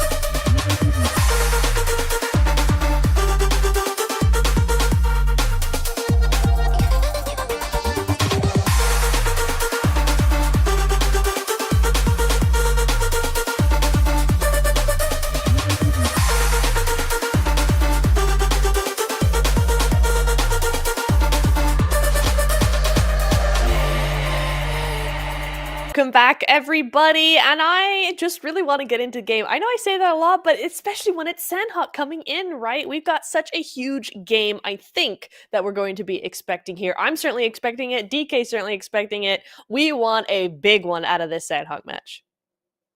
Yes, we want a big one. We want a crazy one, but we want a contentious one as well, right? Because we see things really starting to develop with regards to points and all of that. So I want to see how far these teams can take it, right? Will we have a good bit of a potential response coming through here, right? I think that's going to be the major thing that we'll be looking at to see how these teams are going to look to kind of approach this game. And yeah, so far, I think today's gone pretty well. Right? We've not seen one particular team run away with everything. It's been quite balanced. Everyone kind of doing what they need to do. And I think this map is going to be the decider. If whatever happens here will be the turning point. Yes. Very true. Just as R8 continue to hot drop. What is this? Okay. It goes in their way for now. Bonfire being that team. Our last match winners. Hot dropping here immediately out the gate, DK.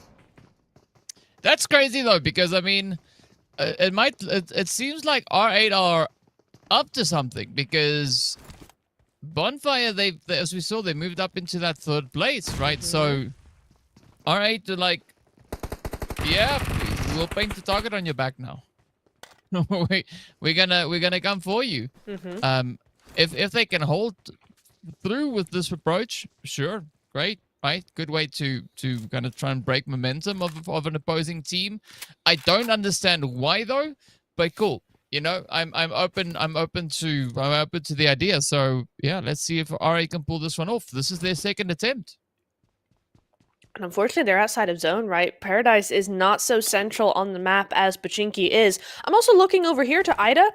They've been a very consistent team the last 2 games, but now they lose 2 players. Interesting. That goes over to AOR. AOR did take out Galatasaray, or most of them, in the last game as well. So they're starting to build up that momentum, get those eliminations early on.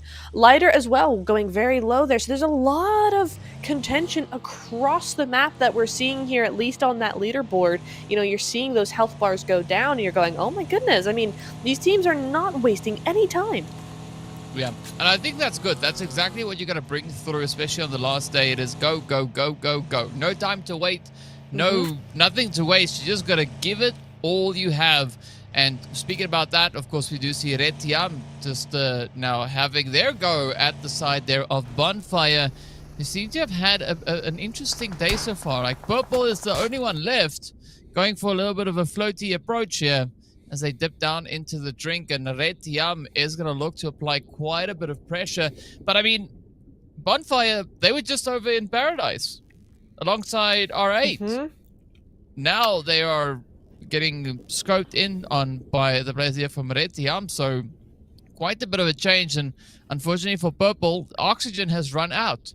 So Purple has to surface unless she feels like, sacrificing herself to the boulder creators over here just on the side. And with that, get spotted and down they go. That is Bonfire getting snuffed out in the drink. Galatasaray, though, creeping their way up into Trifecta. Yeah, you see that very sneaky sort of play coming in from Carly, just making sure that she is not seen by anybody there. But I think they're okay because there's no one there. There's nobody there. They're chilling at the moment. That zone, I've just seen that zone shift, and it's gone over to that western side, and that means there's a lot of water involved there. OC and Ida now going head-to-head. I do want to mention, though, for Bonfire, I wonder if they had a little bit of a 2-2 split going on, Paradise and elsewhere. I didn't see, but that seems like a very harsh shift away from Paradise over to the bridge area very quickly, but I'm not sure what happened over there. Either which way, they are out. They're gone. And we will be seeing now the rest of the teams come to blows as they start that exodus across the map. Yeah, it's a very interesting way that all of this is kind of unfolding here. I mean, That's not what I was expecting to happen. But hey, that's the beauty of this game, right? It's always going to come through with quite a few of those surprises. So let's see if anyone will be able to kind of maybe find a bit of a approach here, as there's still quite a bit of ground that needs to be covered for teams to get themselves properly and securely centered up. Goat, of course, not going to be one of those because they're already all the way up in towards Camp Alpha here, so not a worry in the world for now. DK. to be concerned about. DK, Mel's, have you seen Mel's 2-2 split? Yeah. Bantai and Tambang. And for those of you who know what I'm talking about, who know the map of Sanhok very well, that's a massive split. What are they doing? It is quite a bit of a split, right? That's so huge. They just trying to play the best curveball that they can here, right? I mean, sure. Maybe they're going to be focusing in on not noobs, because not noobs is kind of in the middle of them, right? All the way in towards Sami. So yeah, who are we to decide what they're going to do, right? They instead going to show us. We listen, we watch, and we don't judge. But RA are going to be judging Fenerbahce pretty hard here. They're trying to pick up any eliminations where they can. Now, I will mention, DK, we've talked about like momentum out from the get-go and wanting to see a change in teams, right? I will say in this game, R8 looking like they're really wanting that win. There's an aggressiveness in the way they're moving here and moving forward that is catching my eye and making me think, maybe they're the ones who are going to have that massive game, or at least are intending to, by being super aggressive, getting all those eliminations, and possibly winning the game after all. So just something to watch out there for, because RA are looking very good. Yeah, they definitely are. So I'm curious as to where these players are going to look to maybe rotate towards next, because the pressure is going to be on, right? So they definitely have to kind of continue eastwards, or westwards rather, but still with AOR just alongside them, that could maybe pose a few potential threats then for the side of R8, especially looking at the fact that we have Fenerbahce up in Painan. So if R8's not quick, they might get caught in a bit of a thing. They might indeed.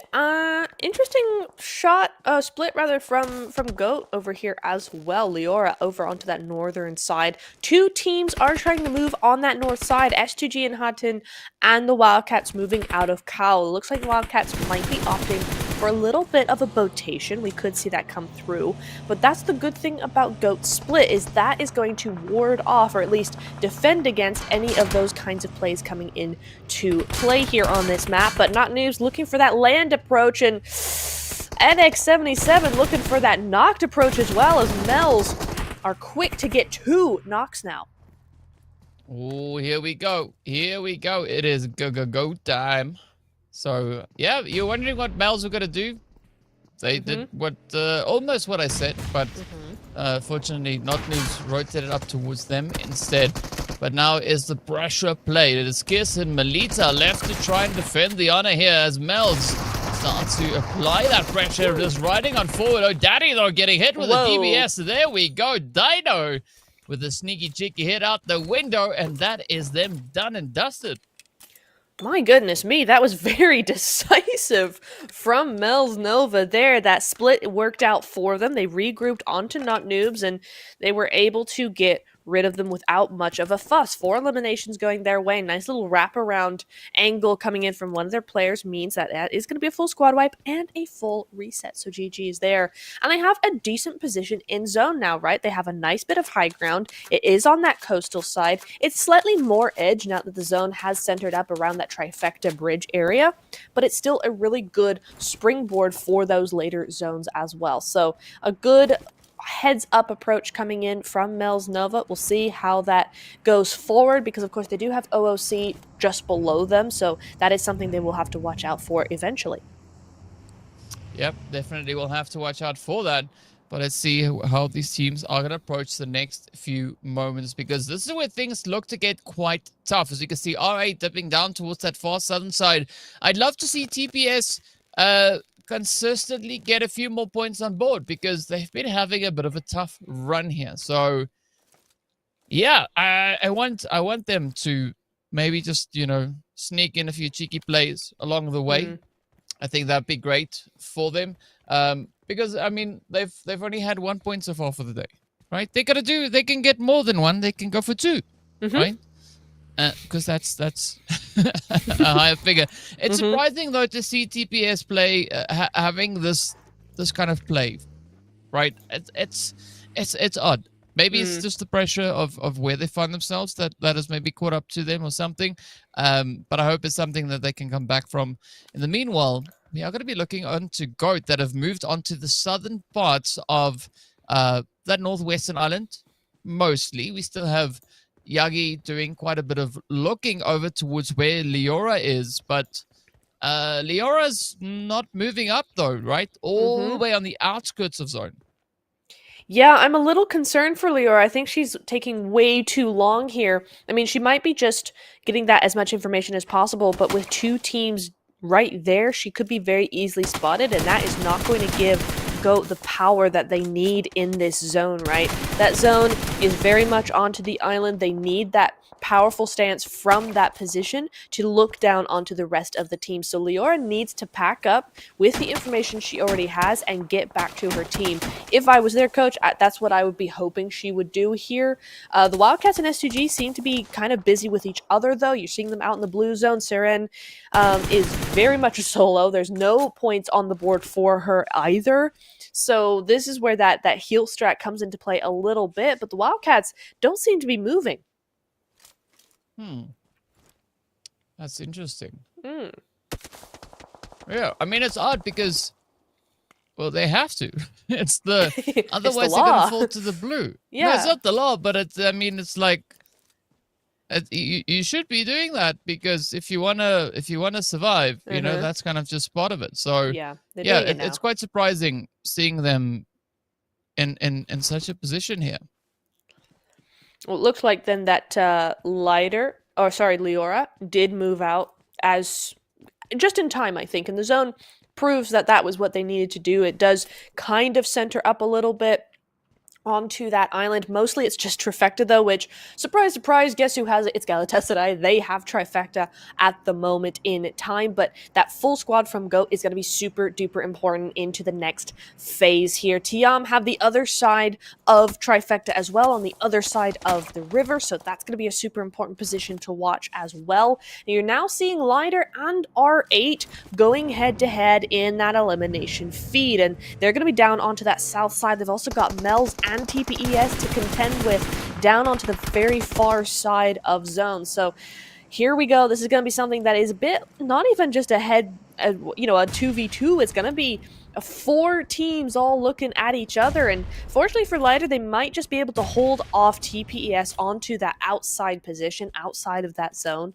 Mel's looking to see if they can have any say in the matter, and the other team's just praying that they don't, because that's just going to make chaos turn real messy real quickly. For Lider, Alina is down. They'll have to do something with this, but at the moment it is Liat who is holding down the front line while her teammate gets res back up.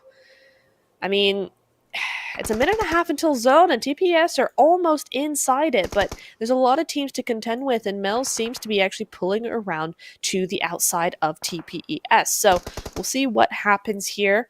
TPS playing this very cautiously, as they should.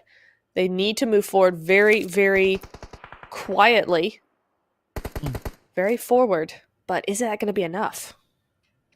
Yeah, I don't know. That's a good question, right? They're going to try and maybe find that sneak approach to get themselves back into the swing of things here. I mean, there's still quite a bit of an opportunity, right? They do have several angles, but as does the side there of Liders. We can see them now just lighting it up in that feed.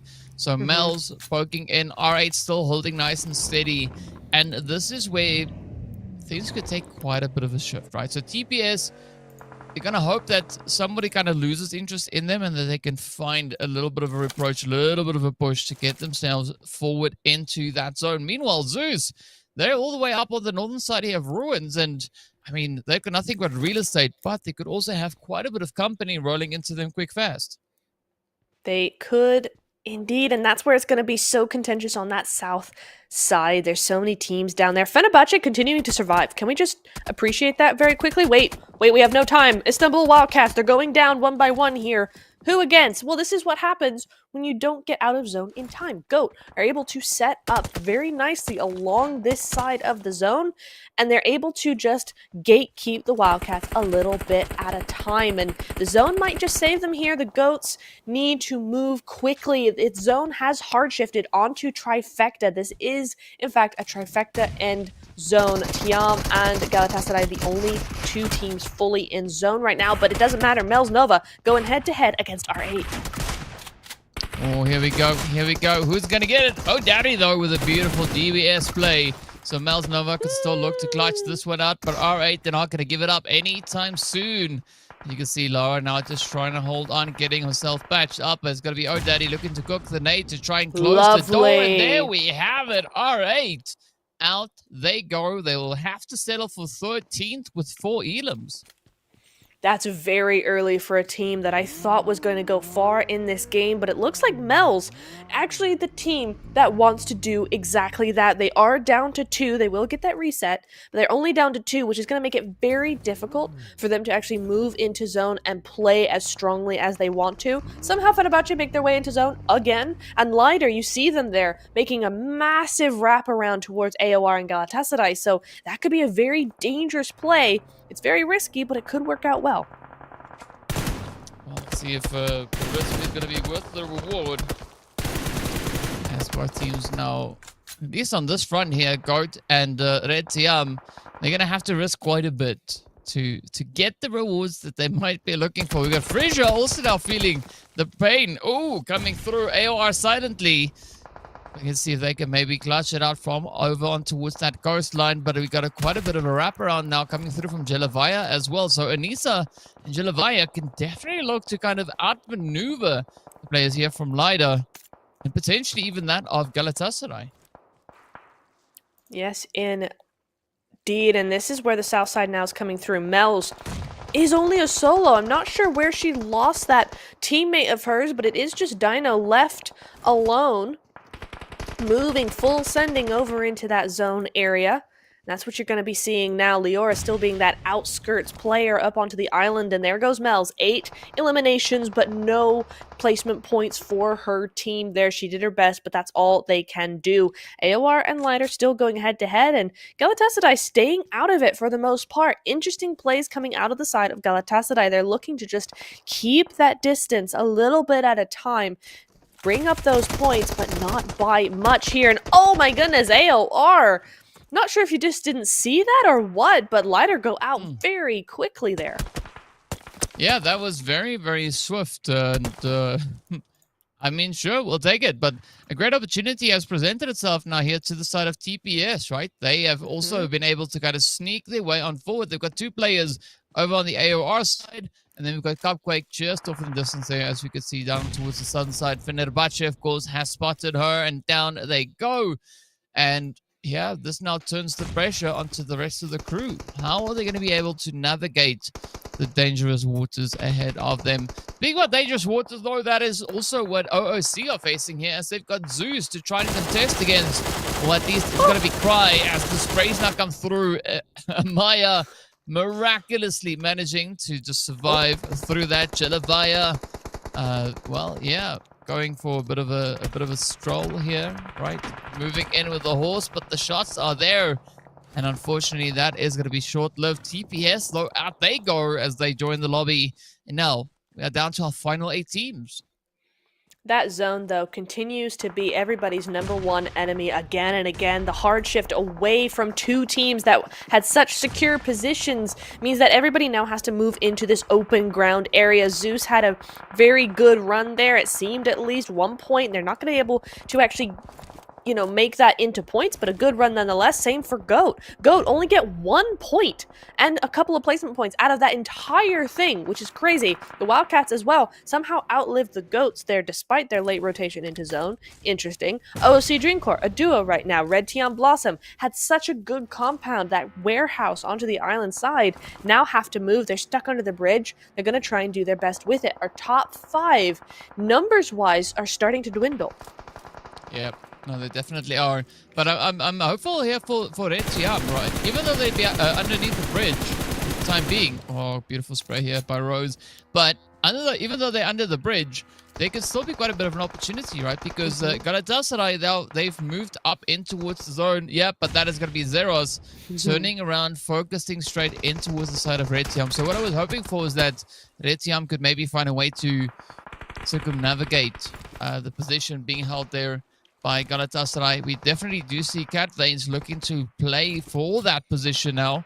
And of course, Rose also still trying to see if they can follow through. It is going to be Fenerbahce right there alongside Amaya and Rose looking to gain their own bit of entry. But again, such a challenging zone. Up on these little hills, up in Sanhok, it is proving to be quite challenging. It is indeed, and somehow Galatasaray still managing it with 3 players up, right? They have the majority of the zone numbers-wise, but potentially not position-wise, right? You see Tiger going down there. That's going to be a trade, but that still means that Galatasaray now have someone to res. Barbie goes out, about to go out at least with that Molotov, and there goes Fenerbahce with another player scuttling behind those rocks, trying to get some healing done. And Amaya is the team left for OOC. Again, second game in a row here. It's the same for Tiam, though, right? A back-to-back top 4 position for them. That's going to be really nice. And Galatasaray, finally, we see them in the top 5. Yeah, things are looking pretty positive right here for all 4 of the teams, but that's within reason, within what we have happening right in the zone. I'm going to be looking onto Fenerbahce to see if they can actually identify Galatasaray trying to move up in towards the zone, right? As you can see, it is going to be go time. Yeah, the shots are there. A quick response though from Zeros. Just trying to kind of bounce them off, send them back. Tafida also looking to just reinforce the angle here as they continue to wrap around, sneaking their way closer and closer to the edge of that zone. Amaya, of course, now going to be listening to the footsteps. As you can see, Cat Veins still trying to regain a little bit of the territory, trying to make it up in towards zone. But the moment Cat Veins steps foot in that zone, is going to be Amaya looking to welcome her in with open barrels, and that is exactly what happens now. We are down to the final 3. It's going to be go time as Fenerbahce find OOC. And now it's Galatasaray versus Fenerbahce, and so far it's just Barbie left to defend.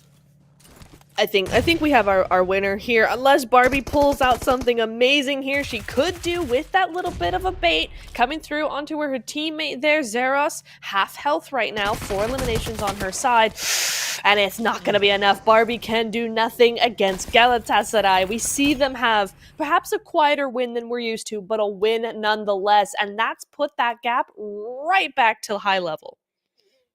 Yeah, but what a performance, though, from the lobby, right? I mean, yes. Galatasaray not managing to run away with the performances like we saw back on day number 1 when we stepped into the Sanhok, right?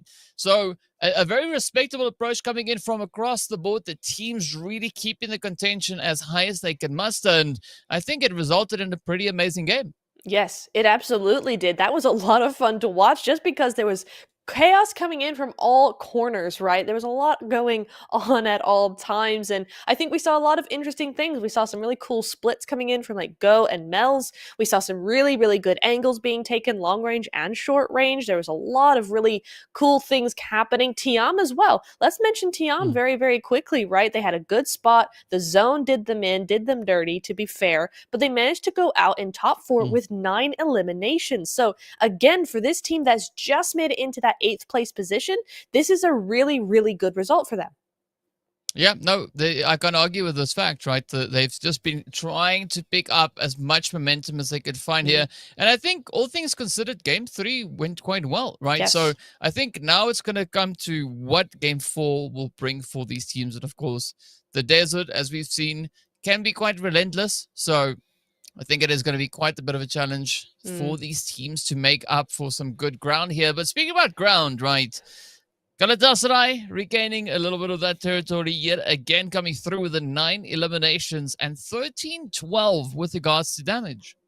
Yes, indeed. And only 607 taken. I mean, that makes sense considering they were in trifecta for the longest time and nobody was really looking at them all that much. But still, they were able to use that compound to kind of stay out of everybody's way for the time being. Just go and get points after points. They know what they have to do. They don't have to go all out. They're in a position where as long as they get one win, as we see here, and just, keep those extra points coming, it doesn't matter what the rest of the lobby does, and they know that. So very tactically played, both in the game and out.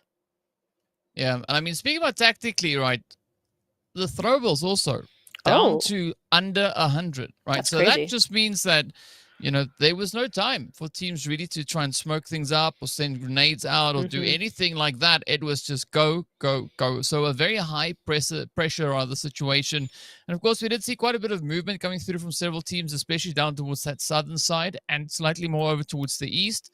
But that is kind of just the way the cookie crumbles. Speaking about which, though, the MVP of the match is going to be Amaya here from OOC, coming through with those 4 eliminations and the 769 damage. So a very respectable approach, as well as that one assistant. Yes, very, very nice job indeed. And the teens, the numbers are in the teens is what I mean. Top 4 all have very similar points here. Fenerbahce and OOC, both with 12. And that's a really, really good spot, especially when you consider OOC, again, being in that top 4 position. Fenerbahce looking to climb that bit further. Tiam in the same exact position as Fenerbahce. So a really, really good show from them in this Sanhok. Galatasaray, of course, getting that 19-point game is very, very good for them. They're going to elongate that gap a little bit more. And everybody else on the left or the right side of the leaderboard, like Leiter, for instance, got 3 points. R8, 4 points. So it's not really a huge game for a majority of these teams.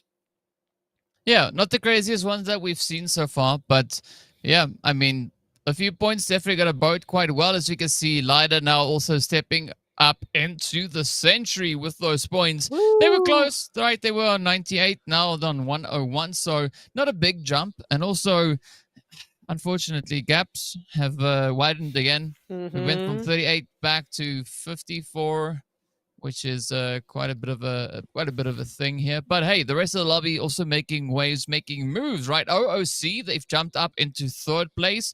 Wildcats still going to be holding on to their 4th, but as a result, Bonfire get moved down to 5th. Red Tiam, they've jumped up into 6th place, all the way from that 8th position. And R8, all the way from 7th down to 10th, right? It has been a tough run, but it makes sense because we did see them getting taken out early. Yes, we did. I mean, I think that's going to be all those hot drops coming into play, though, right? But Tiam, I want to just quickly mention the points that they have on the board. I mean, in the next 2 games, are they going to win? No, but they could easily make top 3 the way they're continuing to keep that top 4, keep some high elimination counts going. That is very feasible for them in the next 2 games. So those teams, OOC, the Wildcats, and Bonfire, need to be very careful of them. Yeah, they will have to be very, very cautious indeed. But of course, it's going to come down to map number next and map number last to see where these teams are going to be going, right? That's a different way of saying 4 and 5, but hey, it works out. So yeah, looking forward to seeing what the desert is going to bring through on this one, Ep. Yeah, so am I. I think I'm going to use this next break coming up to get some refreshments in order and go ahead and get into that desert. So you do the same. I highly recommend it, and we'll be back in a few minutes.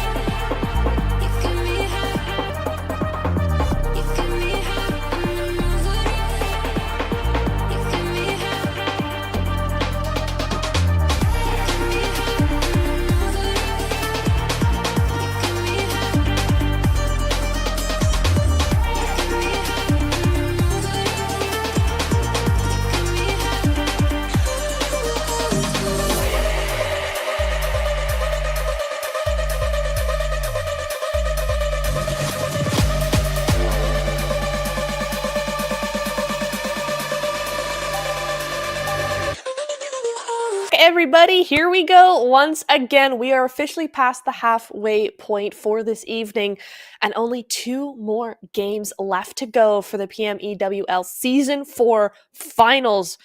DK, it is going to be Miramar coming on up. We had a crazy one in the last Miramar. We had an epic Sanhok. What is in store for us in this 4th game?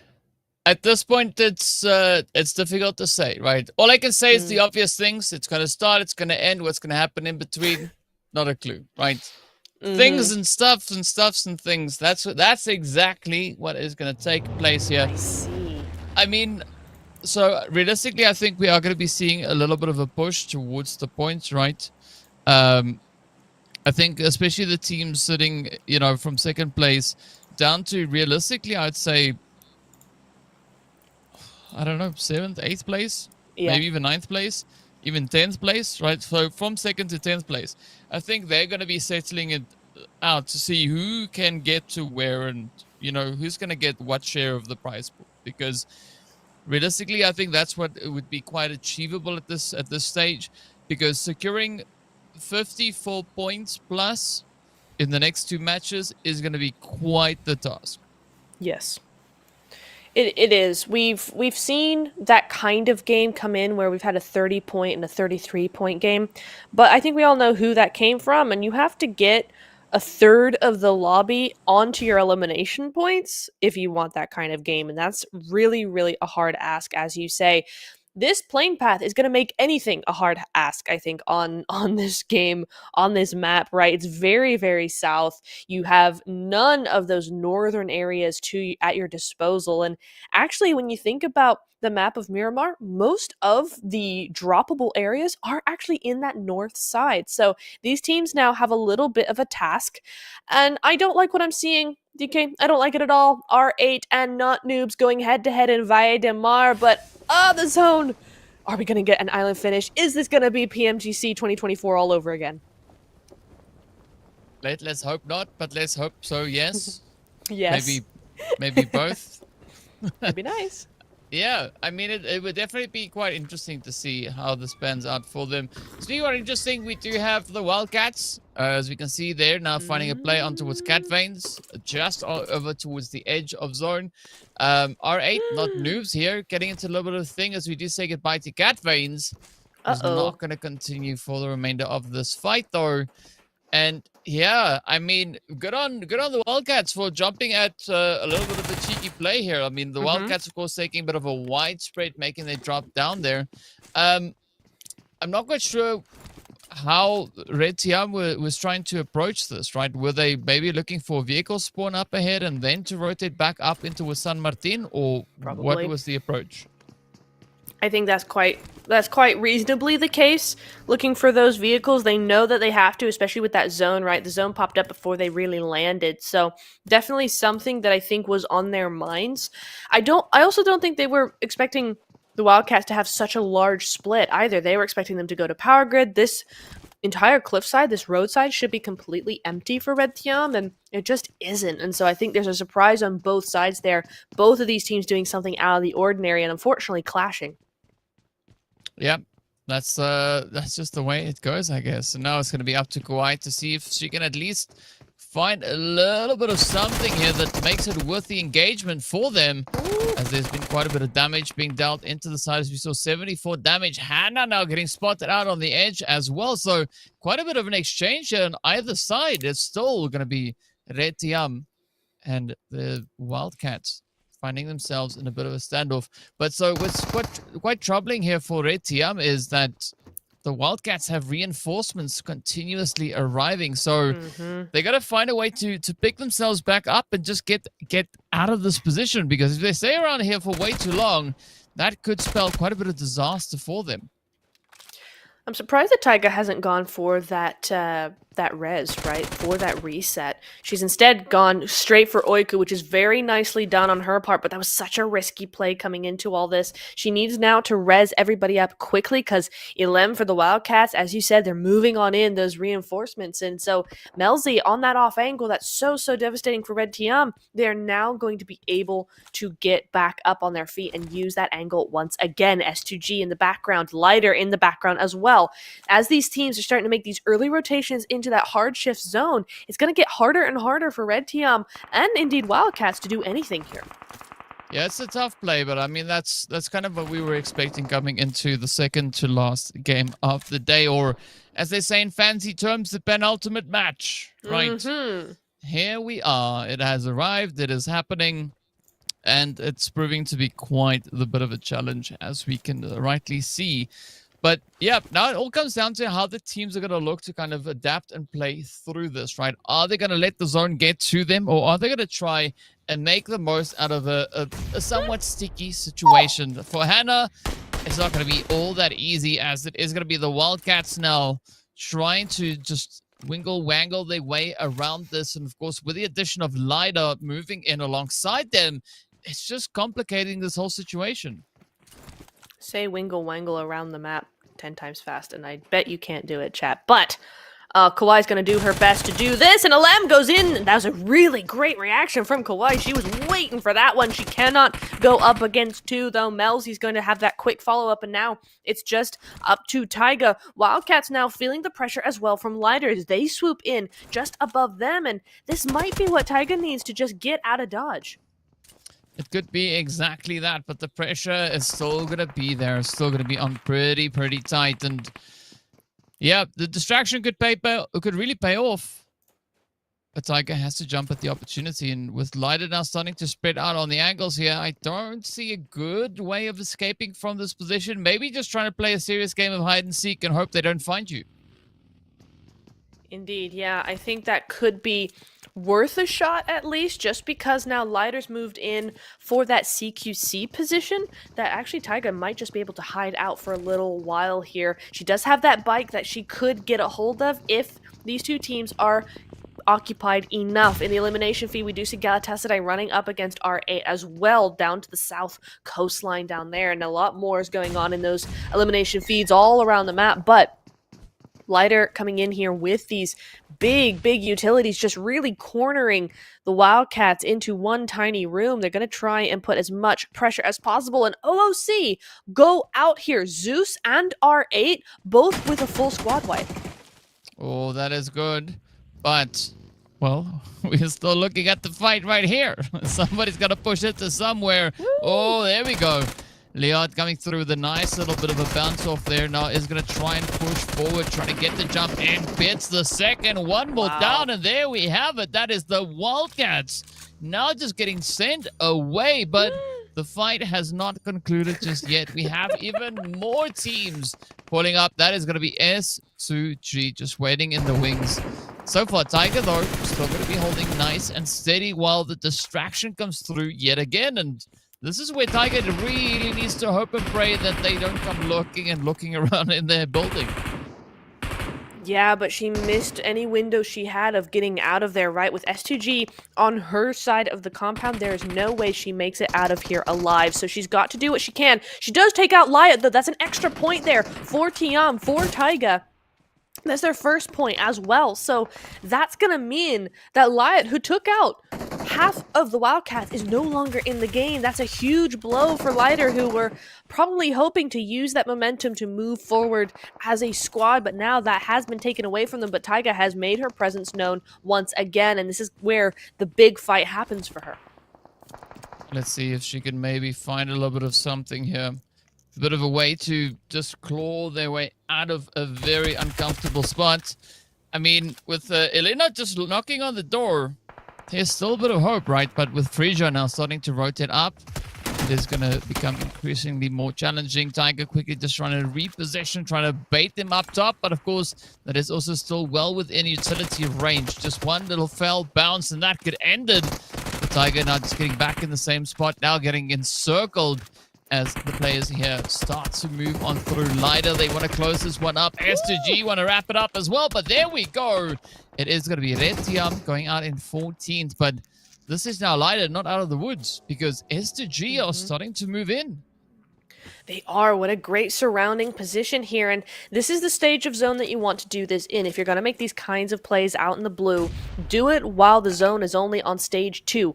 I mean, having said that, though, if we're looking at the health bars here, it's actually chunking quite a lot of health away here. It's taking that health bar and bringing it down to quite a low position here. But ooh, the bike might have been their only option, but maybe not the wisest one, as that's going to be a clear shot over onto them. But this 2-2 split is deadly from S2G. Yeah, I mean, again, teams fighting out in the blue.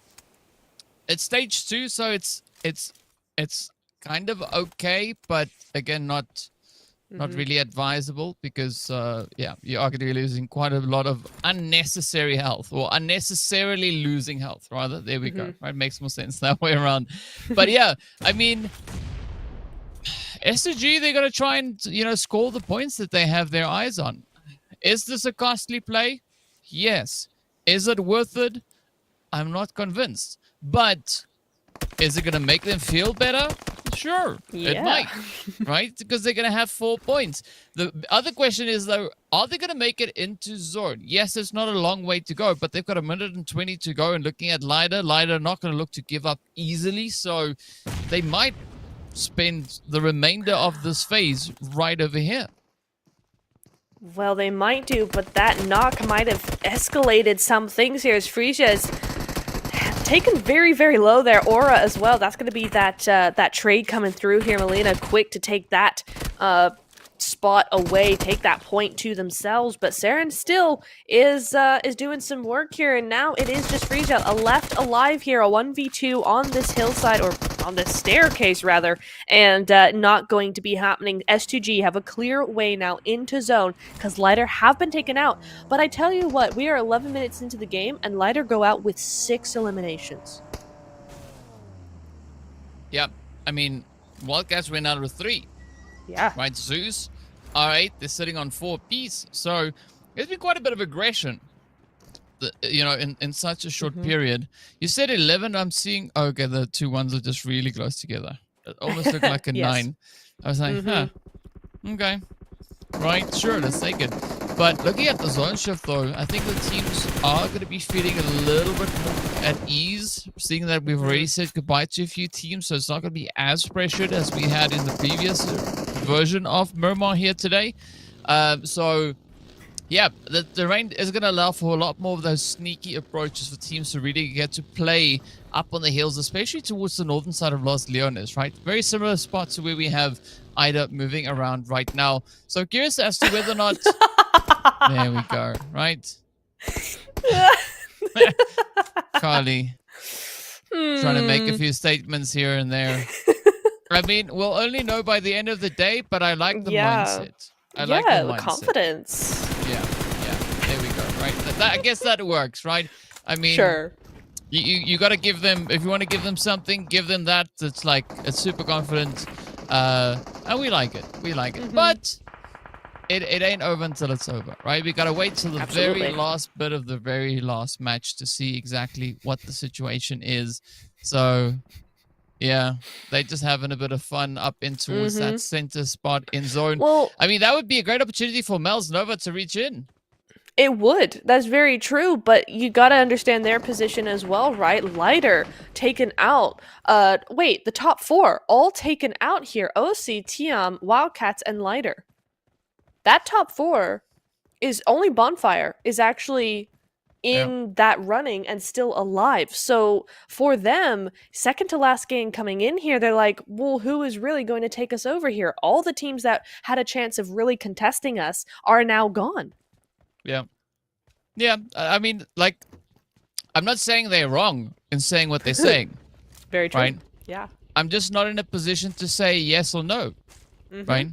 It's our job to, I mean, realistically, will we see a team like Bonfire secure themselves 70 odd points in one game? No. That's not how. There's not enough points available or left in this match, right?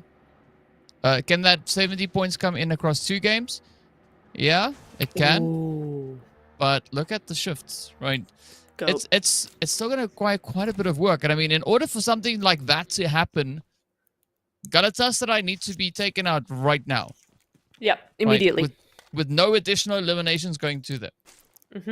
And then that same team that has a high amount of eliminations needs to continue to farm until the end of the game, and then do that again on the last match to get even remotely close to that. And the team that had a good chance to do that was Lida, already with 6 eliminations, but they're not here anymore. So no, yeah, it might be inevitable.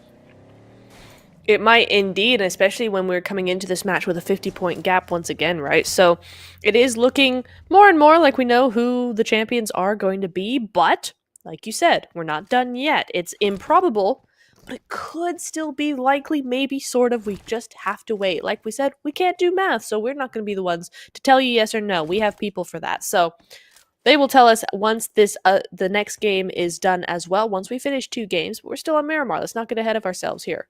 Mel's on top of the roof line, inside of zone. Nice big split coming through from them. They are near Galatasaray, but I think they're just further down that hill, so there's no chance of any sort of fight breaking out from them just yet. I did like what I saw from Not Noobs, right? After that initial fight coming through from them, they are a solo, but they've made a huge rotation all the way round to the north side, and so Kiss is going to be coming in to relatively open area, both in terrain and availability. I think this is going to be a difficult side for her to really move in on with that new zone shift centering up onto the southern Impala area. But still, I like the heads-up approach coming in from her. I like where her head is at. And Galatasaray, here we go. They're taking that 1 elimination, possibly. They got that knock. Will they finish it out? That could be the 3rd point for them on the board. We'll see how that goes. And Ida, just looking and really scouting, making sure no one else is about to backstab them. Yep. I mean, that is what you want to do. You want to be pretty sure as you can be, that you are somewhat secure in your position. So there is that 3rd point now getting confirmed. But oh, daddy is going to try and make up for that, as we do see the follow-through coming in here. D1, XQ, as well as Dino now could still find a bit of an opportunity, a bit of an angle, if they can line up the plays onto the side here of Galatasaray themselves, right? They're, of course, going to try and just follow up. D1, though, does find Tafida. Okay, all right, so that is now 2 left for the side of Galatasaray. But, yeah, Bonfire having a bit of a tough run here. The shots now making some really good and strong connections across the board. We got several teams also just still trying to vie for position to claim moving into this next zone. And, well, I think for XQ, she could definitely look to rotate back up into the safety of zone, because as we can see on the map, there's nobody there. Yes, indeed. I want to just talk about Zeus for a second, though. They've really stepped up in the last couple of games.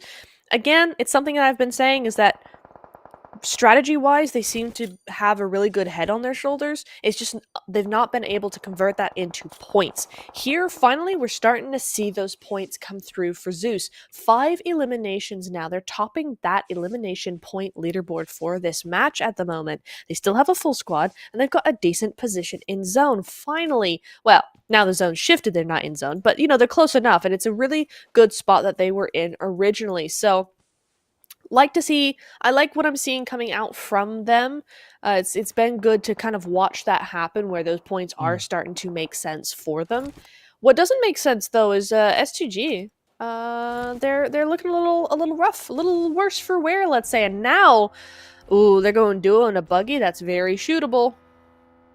It might be shootable, but you know what happened to Zeus just then? He was saying their position looked good in zone, and then it wasn't anymore. You just nipped them, right? No. For those of you who don't know, Nip has this Niptura has this thing that we call nipping, right? No. When she's like, oh, this looks so great, and then it goes downhill. Horribly wrong. Right there. Yeah, that's called a nippy. But speaking of which, though, TPS they're going to be looking to maybe play a bit of a position onto the side here of S2G, completely unrelated to the nipping I was just talking about. But it's going to be up to rotations for quite a few outlying teams. Zeus also going to try and see what their play will be. They don't have far to move to get themselves into this next position. And I'm looking at Ida, whether or not they are going to try and maybe climb those hills up onto the side where we had Atlas. Speaking about climbing though, S2G might be climbing into the lobby pretty soon. They might just, but so is SH from TPES. They're not going to be able to save her here. They're opting for that position in zone. This is a precarious building. It's so open, but it's a darn good position inside of that zone. Was that an M24 I just saw in the elimination feed?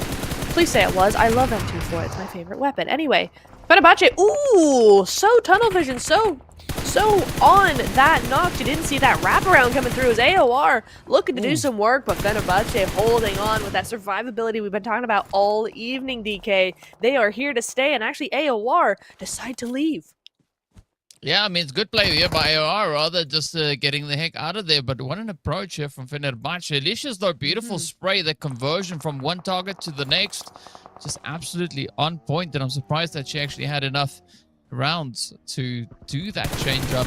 But now it's going to be TPES to see whether or not they can step into the spotlight here as they find themselves still holding on to the compound that you were praising. And now it's going to be showtime, right? To see, can they hold true? Can they hold steady? And can they defend the northern edge of zone? As the zone is shifted, again, much closer towards them. But the pressure is on because everybody else now is going to try and move up. And this is where the true testament will be shown. Yes, indeed, because there's a lot of teams with full squads or nearly full squads that are outside of zone right now and need to move in. Fenerbahce being one of those. They do get that initial knock, but that trade comes through. Oh, a great nade, though. Make sure that Licious is not one that is standing. And AOR continuing with those nades coming through, and it's a backstab from Zeus with their 8th elimination to get rid of Fenerbahce. So cannot survive for as long as they have done in previous rounds, but still Fenerbahce with a squad wipe. We're seeing a lot of these teams go out early, but with really good points. Yep. They're definitely doing quite a bit of hard work, and I mean, everybody's looking to finish strong even on the last day, right? And this is the funny thing is, sometimes you see teams kind of just decide, you know what, we did all we could, but this is not this lobby, right? These teams are going to be fighting to the very, very end to see just how far they can get those points to go. TPS not having much of a challenge coming towards their compound just yet, but as you can see, the team starting to circle around. We got Ida off in the distance. Good Galatasaray right alongside Ida, as well as Mels Nova. Towards the north is Zeus, as well as Bonfire, or rather what is left of Bonfire, right? Atlas is going to be positioned down there. And this is where the true plays will now be revealed, as GOAT are focusing quite a bit of their efforts onto the side of R8, as well as the Not Noobs. Guess now just trying to survive. It's not going to be an easy one, but fortunately that vehicle is going to provide some kind of hard coverage. But there's still also an opportunity for Not Noobs maybe to return some fire over onto the side there of R8 as well. Yes, indeed. Oh, hang on. Ida full sending onto Galatasaray as Bonfire got with 0 points on the board. That is a surprise for sure, as AOR continuing with this utility. Oh, and the little quick shot with that DBS coming through, but that's some good information there. They're able to take her out as well, but this is where Jelivaya now has to do something. And is that something going to be? Oh, that something is going to be looking at a nade. That's what that something is going to be. Not Noobs go out as well. 10th place for them, 0 points on the board. S12K, DBS, they're kind of all the same when it comes to those headshots, and that's exactly what we're going to see here, except it's an M4 this time, and it was Jelivaya with that M24, just a side note. But anyway, and we move away at the very last moment. Matesha goes out there. AOR silently go out. Galatasaray go out. No back-to-back win for them, but it's TPES to grab those points. Yep, and that is exactly what we want to see. Some stars starting to shine right here. Mels Nova now looking to aggress onto the sides of Ida. Oh, the S12K, aka DBS apparently coming through on the plays here as well. Nova wrap it up. Yet another team goes down. That is now them up to 5 eliminations. Zeus sitting on double that. And things are looking pretty good at the top of these standings for the time being. I mean, a very aggressive game across the board. As you mentioned earlier, a lot of teams walking away with several eliminations. But it's all going to come down to the final few, right? We are down to 6 teams, 16 players, and 2 players are currently within the zone. That's going to be Seren and Macy. But now, Batsuit quickly just hopping in the vehicle as Zeus starts their rotation, trying to wrap around and find a way of angle to play it. But it's not going to be easy because there aren't many. No, there really isn't, but Zeus have done such a phenomenal job with this game. They've been able to use this zone to their liking, and that's going to be why you see 10 eliminations on the board. Mel's Nova taking out S2G there at the very end, but the needs are starting to turn towards Zeus now. You see them just round the back of one of these teams up ahead. I'm not sure who that is. That's TPES up into zone, and that's where they're trying to get there themselves. Mel's on the other side of the zone goes out because R8 are looking directly at them. So that's going to be Mel's going down to 3. But we have our top 5, and actually there's a lot of players for those respective teams. Yeah, I mean, 13, that's a very decent number to have. But, well, we might go down to 12 as Batsuit quickly got hit there. Unfortunately, the angles coming through from Goat has been able to just find a bit of a weakness at the expense of them here. But now it's going to be go time. R8, though, still alive and kicking as they're going to look to kick it into hyperdrive on their approach towards the edge. Several teams still holding nice and steady ahead of them.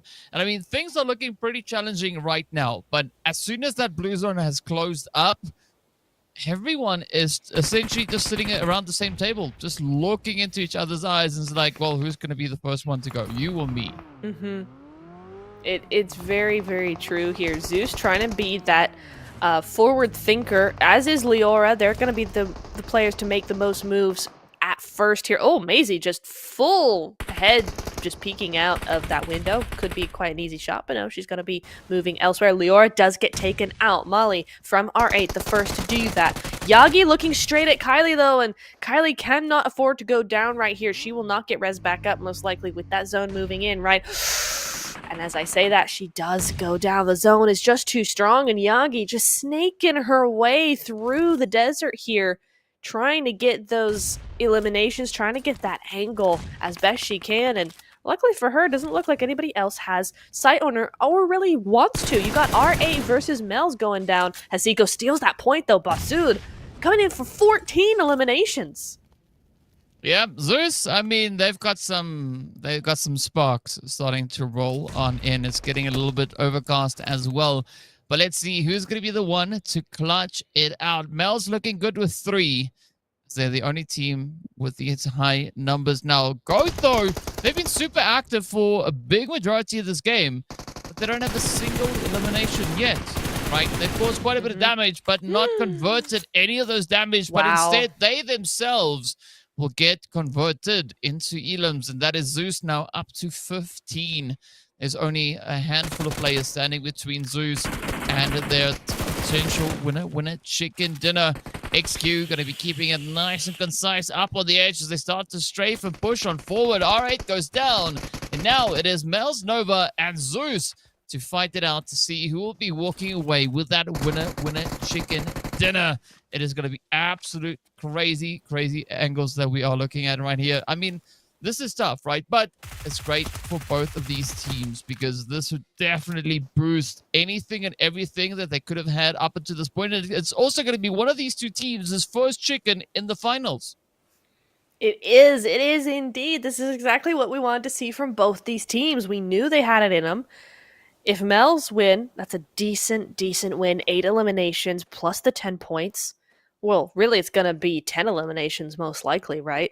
But 17 from Zeus, 8 from Basud. I think we know who the MVP is going to be, right? If she's not the MVP, something's very wrong because what the heck. Anyway, I think this is it. That's it. Oh, Daddy goes out. Nothing she can do against Maisie and crew of Zeus Esports. And that's going to be the end of game number 4. The second to last game of the finals goes over to Zeus. And what a win it was. I mean, that was quite the performance that we had coming in from them. It's like they just decided, you know what, this is going to be the match in which we are going to go absolutely crazy. We're going to try and claw our way back and just see how far we can push the envelope. How upsetting can we get?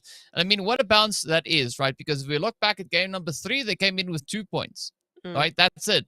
This game, they got double digits, right? So they got 2 digits with regards to not just their overall points, but the overall eliminations that they had as well. So, yeah, a very, very good performance coming through there from the side of Zeus, as well as Mel's Nova, right? Yeah. Mel's doing a really good work all the way to the very end there.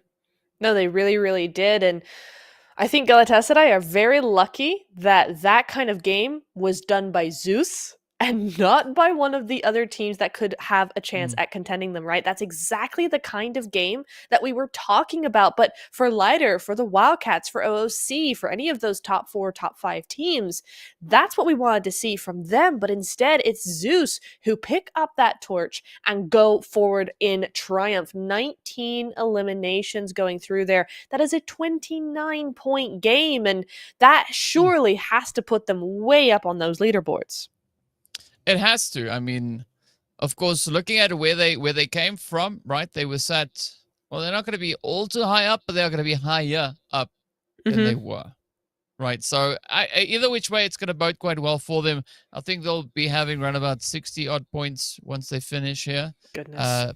In total, right? Not for the match. It's not a thing that happens. Yeah. But a good play nonetheless. And of course, we can see the return of the utilities coming back, going all the way from less than 100, which was 90 something, up to 218, right? Ooh. Very challenging play, but a lot of that came through in the early starts of the game. And of course, we do see Mali here securing the longest hit, 300 meters on the dot. And I think this is also a good play coming through for R8, right? Because they were still alive all the way up into that stage 7, which is where things really started to constrict and make things a lot more challenging for everybody involved in this lobby. Yes, indeed. But okay, at least justice has been served where Botsud is the MVP. Sometimes we see it where there will be a player that goes all out, but, you know, something in those stats just makes her teammate MVP instead. Has happened to me quite a few times. But no, it is going to be Botsud taking that MVP. And ding, ding, ding, bell of 1,000 damage, because man, oh man, did she perform. Did she go above and beyond for her team. 29 total points. There it is. And Mel's and R8 have good, decent results out of that match, but it's just Zeus just goes above and beyond there. But, you know, Mel's and R8, 14, 11, TPES with 7 is a really, really good good result. Yeah, I mean, they were rolling with the Thunder, so it helps quite a bit here. Yep, 7 points for TPS. It's about time. We wanted to see that for a good long while, and they delivered. So well done, well played to them. But of course, this is where it makes the most of an impact, right? As you can see, Galatasaray adding those 5 points on, pushing them all the way up to 160. 107, though, is going to be coming in pretty close to them. Kind of, maybe, not really. Sort of. But yeah, looking at the rest of the scoreboard, though, all the way from 2nd to, I'd say, call it 9th place, 10th place, we could still see quite a bit of shifting coming through in just this very last match, right? So it's all going to boil down to what that last game will bring. But of course, Zeus with their chicken has now jumped from 16th up into 13th position. They have, and, you know, it might not sound like a lot numbers-wise, but points-wise it is, right? If you think of 16th place, TPES now having 40 points after a decent game as well, but Zeus to have 60 is very much a different story for them. So GG's there. That win has done a lot for them. And our player focus, Matesha from AOR. AOR have been doing a really good job today as well. They've been stepping up again and again, and you're starting to see that now in our player focus, as she is number 3. But of course, number 1 and number 2, I think we all know who it is. It's Tofida and it's Hillel. Yeah, no surprise to see them still occupying those spots. I mean, but the elimination counts, the damage numbers, they are starting to soar, as we can see. it's almost all the way up to 5K there, for third place, and it's in excess of 5K in second and first. So some pretty impressive performances that we've had across the board, but we still have one more match to go. And of course, Nep will be back with the last match right after the break.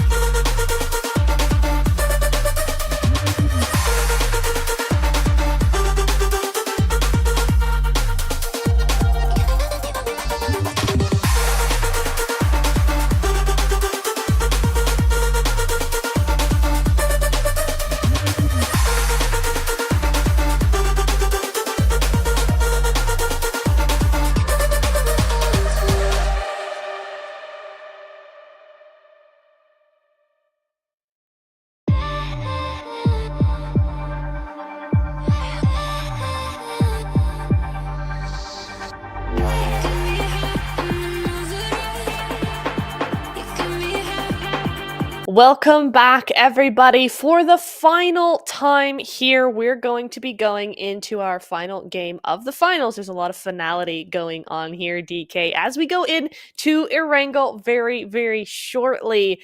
This is it. This is where we see who's going to be our champions and who's going to be in that top 5, top 10 as well. I mean, I think we all kind of know what the deal is with that first place position, but the rest of the lobby still have a lot to fight for, right? Especially with that final game. A lot of teams got some big points coming in, and that's just made those gaps all the closer.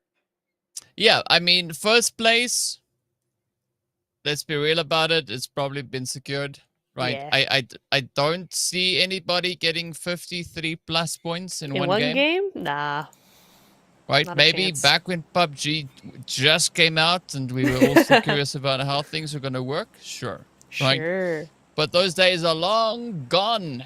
And yeah, as you said, the teams are essentially now left in a position where they can contest to see who's going to be walking away with what share of that prize pool, right? So it is now up to second to wherever else they want to try and fight it for, because the prize pool only goes to 6th place, right? So from 1st to 6th. So looking at the point situation, realistically, anyone can still play for 6th place, right? Because 6th place is 80 points. Yep. Right? And if we look from 80 points down to 16th, that's 40 points. So 40 points in one game, I don't really see that happening. But 20 points? Absolutely. Sure. Yeah. Zeus can pull that off, right? So they can go from 13th into 6th place and maybe higher than that, depending on how many points they get. So any team higher than Zeus could still realistically play for their share of the prize pool, right? The higher you end up on the standings, obviously, the larger the share of that is. So that makes a whole lot of sense, as per usual. But yeah, so, I mean, it's Zeus, Ida, SG, AOR, Fenerbahce, Retiam, GOAT, R8, right? I think they're going to be competing to see who locks it in. And speaking about locking it in, the zone has been locked in favor of the Wildcats. I mean, if any team needs it, it's the Wildcats right now, right? They had a tumultuous start to that game in number last, as you like to say, and they went out very early. Yeah, they had a few points, but it's nowhere near the points that they would have liked to have seen from that match. So perhaps this will give them that bounce back that they were looking for. In other areas of the map, though, Yasnaya seems to have 3 different teams, Ida, Tiam, and Mel's Nova. And actually, XQ is quite far away from the rest of her team there. Mel's opting for that large split as per usual. Other than that, we have a major hot drop in Millie base, right? There is not Noobs and someone else there. I can't see their names right now. Maybe you know, DK, but there is definitely a very big hot drop going on down there. Yes. It's that's Bonfire. The pink dots. That's only Bonfire. Yes, of course. Right. The almost pink is Mel's Nova, who we can see right there. Right? That's the the reddish, almost pink color. Don't ask me for exact description of the colors. That's what it is. It's almost pink, but not quite. It's almost red also, but it's also not quite. And then yellow. There we go, Ida. Yo, That's gonna be Athena getting just whooped out of that vehicle as XQ locks in on target, looks to get the confirmation. A little bit of a spray there. But this is now a good go here. Mel's could definitely look to clap it up as they do find that first elimination. Dino does get knocked on down. But they got to be careful, right? Because Red Tiam, they're going to come in hard from that eastern side. They are indeed, but they might have a little bit too much to think about apart from Tiam here. I mean, Ida have a very big sweep around Mel's Nova right now, different angles all around, and it's a really nice controlling area to see from Ida, but Mel's end up winning those 1v1s quite a bit here, so could see a little bit of both coming through here. Yildiz does take down Mel's, though, so that's going to be just 2 left standing for Mel's Nova. That could be problematic for them, as Ida have only lost 1 so far, and O'Daddy does go down, immediately finished up, and DK, all of a sudden, Mel's Nova is just down to XQ because she's on the wrong side of the road here, and she's just a solo and might have to just leave.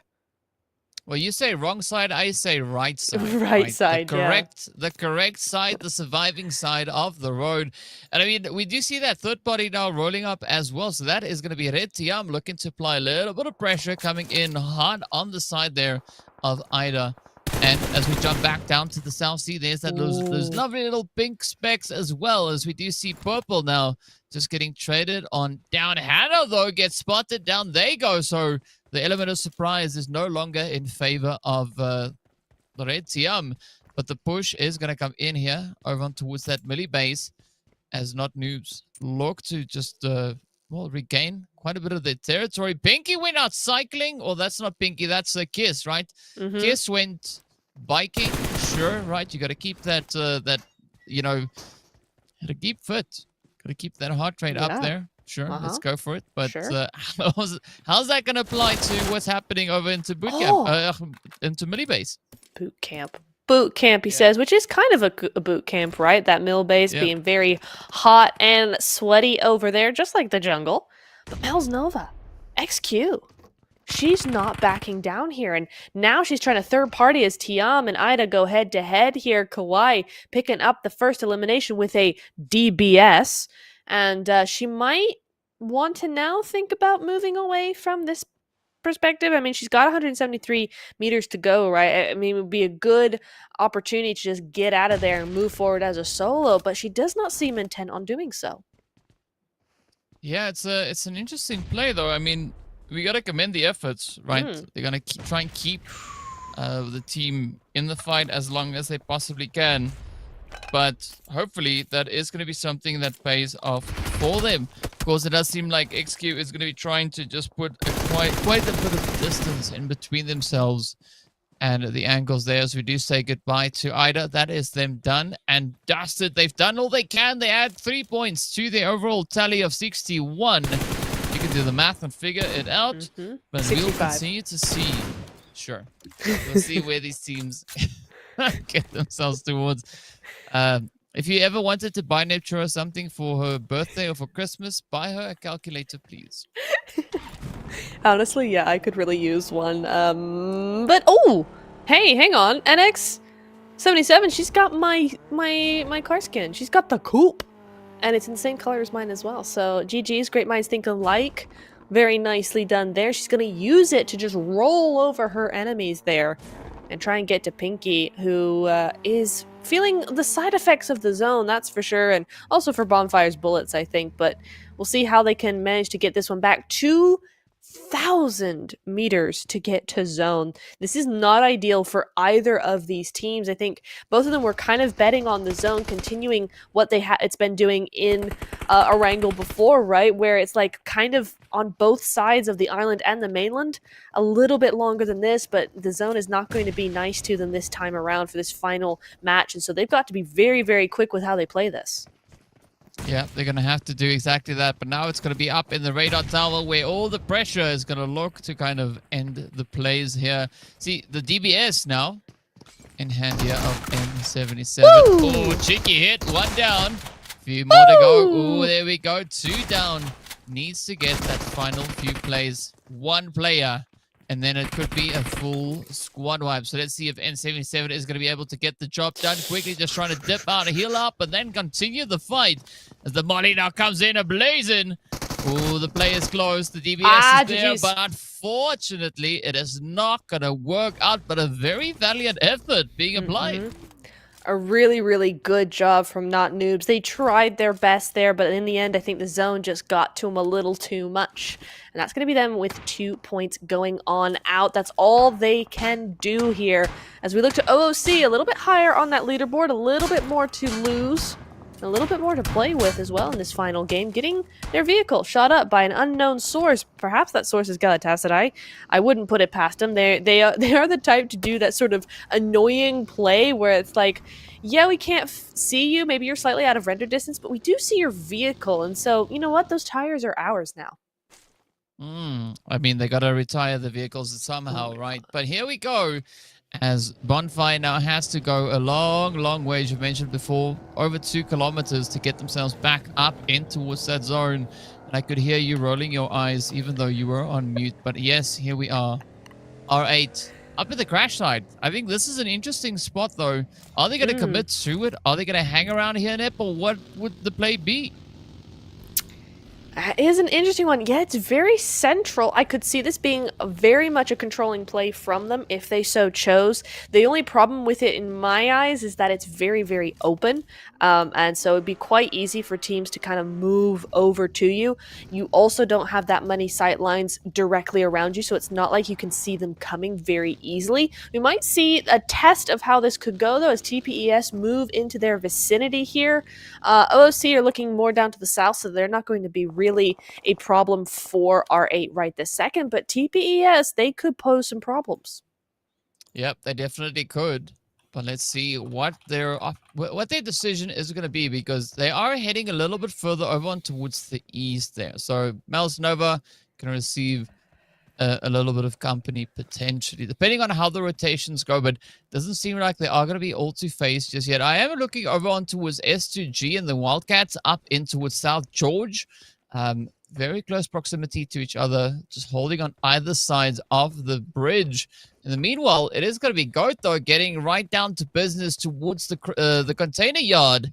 As you can see, Fenerbahce just absolutely going to work on them, just locking in sprays this way and that. But then we've got two other crews that are rolling up on the edge of zone. That is going to be Retiam on the east and AOR pushing up towards the north. Well, let's turn our attention to the south side, because Georgopol is looking a little interesting as well, right? The Wildcats currently being gate-kept by S2G, and S2G have a 2-1 split, I think it is. Let me look. How many? No, 3-1 split across this bridge site. So the Wildcats, even if they get through that first initial barrier, they still have more players to go through on the bridge side. So it's going to be interesting to see how the Wildcats manage to do something about this. Are they going to opt for a different rotation altogether, or are they going to take this fight? That's a good question. The answer to which we'll get soon. But for now, it does seem like Wildcats are going to be focusing in on S2G. We've got Lucy and Aura caught up in the fuel station over there. So it could be a little bit of a push here by Oiko. Tries to wrap around, goes up into the Wizard Tower. R8, though, still quite comfortable up in towards the crash site. Looking at the drop-off in the distance, Mally is trying to figure out, should I, shouldn't I? I would say you don't, because that's right where Fenerbahce are. Unless you want to pick a fight, then by all means, right? I mean, be my guest, go out, light it up. They could do, right? Oh, like the Wildcats are picking a fight. Here we go, and it's not going to go. How did Oiku get across that? That's interesting, but Shanks does go down there, so that's going to be one on the side of S2G. Good Molotov, trying to cram them into a room, trying to get some of this this room for themselves and control the maneuverability of S2G here. But these nades could be their ticket out. Nice little shot, doesn't do any damage though.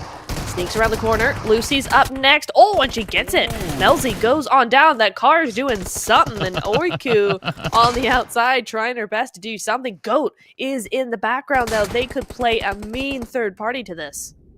Yeah, they could, but I think Oiku made the best call that they could at this point, just getting the heck out of there. And now it's going to be Fenerbahce left to kind of contest with Goat, as we did see them just rolling up. It's like that vehicle that started to bounce, just knew that something was about to happen.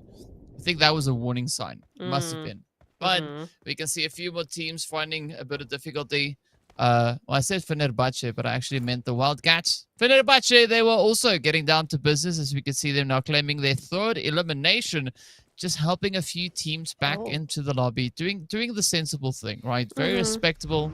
I like that. But yeah, they have an opportunity to just catch a bit of a breath here. We can't say the same about Bonfire, because they are still traveling towards the zone. But again, it's no surprise, because that's what Bonfire does. It's the truth. It's the truth. It's what they do every single time. But you know what? They can do it. They've got 4 eliminations on their side. And the zone is about to pop up. Where are we going to go? Ooh, and the hard shift makes it that S2G and the Wildcats and even that GOAT player, Yagi, is kind of that entire fight's kind of null and void because the zone's not gone that direction. It's moved over to the eastern side, going over down towards shooting range. So RA in a good position here. They're able to just move slightly into zone and talk about good positions. OOC in a great position to gatekeep Fenerbahce. Yeah, great setup that they have right there. And already Amaya is going to be jumping at the opportunity. Spots Licious and drops Licious. That was almost delicious, as you see Rose coming through with a nice bit of a contribution there. But it is going to be a quick response there as Fenerbahce will defend their position. Not going to let any sneaky shots make its way on in. So quick repair coming through. And now OOC. We're a very spread out play here. It is going to be Bezumi all the way up in zone, at least securing the compound for the time being. But will we see the rest of the team decide to fall back and regroup? I mean, there could still be quite a bit of an opportunity here. It could be indeed, but those opportunities are dwindling for R8. Look at the board. They've got 2 down at the moment, up against, I believe, AOR, up to that northern side. They finally have clashed, and R8 are playing for that position. They're playing for that end zone, so if they go out or even down to 2 now, it is going to throw a spanner in the works for them. So we'll keep an eye on how that's going. Hopeful does go down there. That's AOR's first point of the match. 14 teams still here, still alive though, and Fenerbahce, I'm not sure how Fenerbahce get out of this one, to be honest. I mean, I'm not sure they really have those vehicles, and OOC has such a spread across this zone that, you know, even though Irelia is trying to do something here, I think everybody, OOC, all have sightlines on this entire side. Yeah, but knowing Fenerbahce, we're going to pan away like we did just now, and the next moment we'll look back and Fenerbahce is in zone. True. How did they do that? Magic, right? That's how they did it. But in the meanwhile, Fenerbahce have another problem. S2G is moving in behind them as well, right? Following the line of buildings towards this point right here. So there could be an interesting play at hand. But Fenerbahce, they're not going to miss out on any opportunities as they do spot their play there. So one player down, helping to alleviate a little bit of the pressure now as we look over on toward Yagi. Yagi's got this whole position essentially for herself, right? Nobody over there. We do have some cars and things and whatnot, but that's about it, right? We do have Galatasaray a little bit further on towards the eastern side. So you got to watch out because they're looking essentially right at Yagi.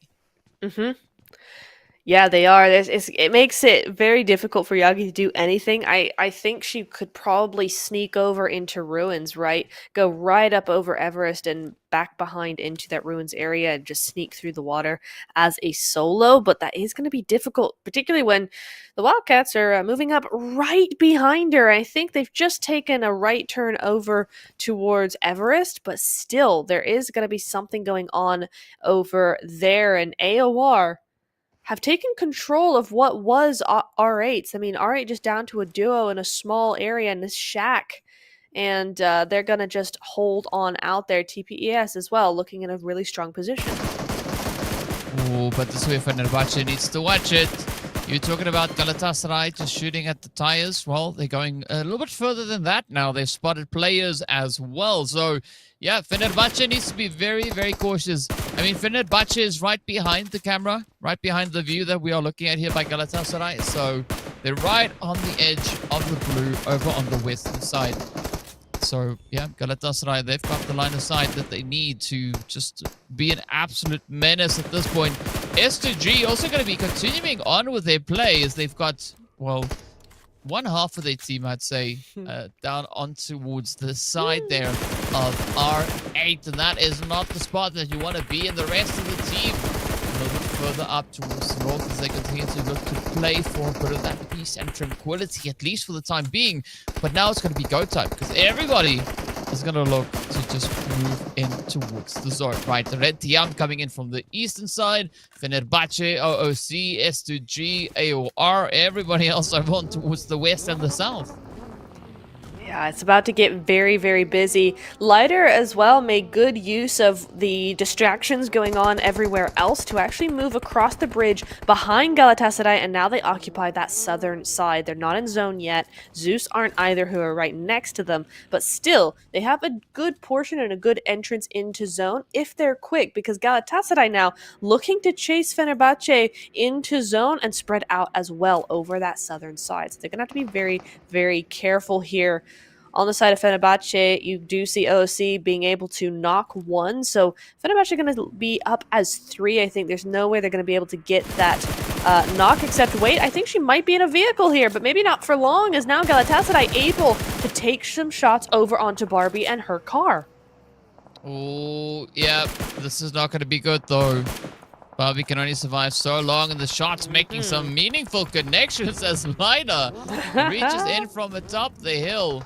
No, they were on the southern side of zone, even further away than Galatasaray, but they had that off angle to kind of just poke in onto the sides. And AOR actually will be the team to finish it up as Barbie gets picked on down. That is Hilal though, now feeling a little bit of their own medicine as Elena just locks on in and sends the lead over.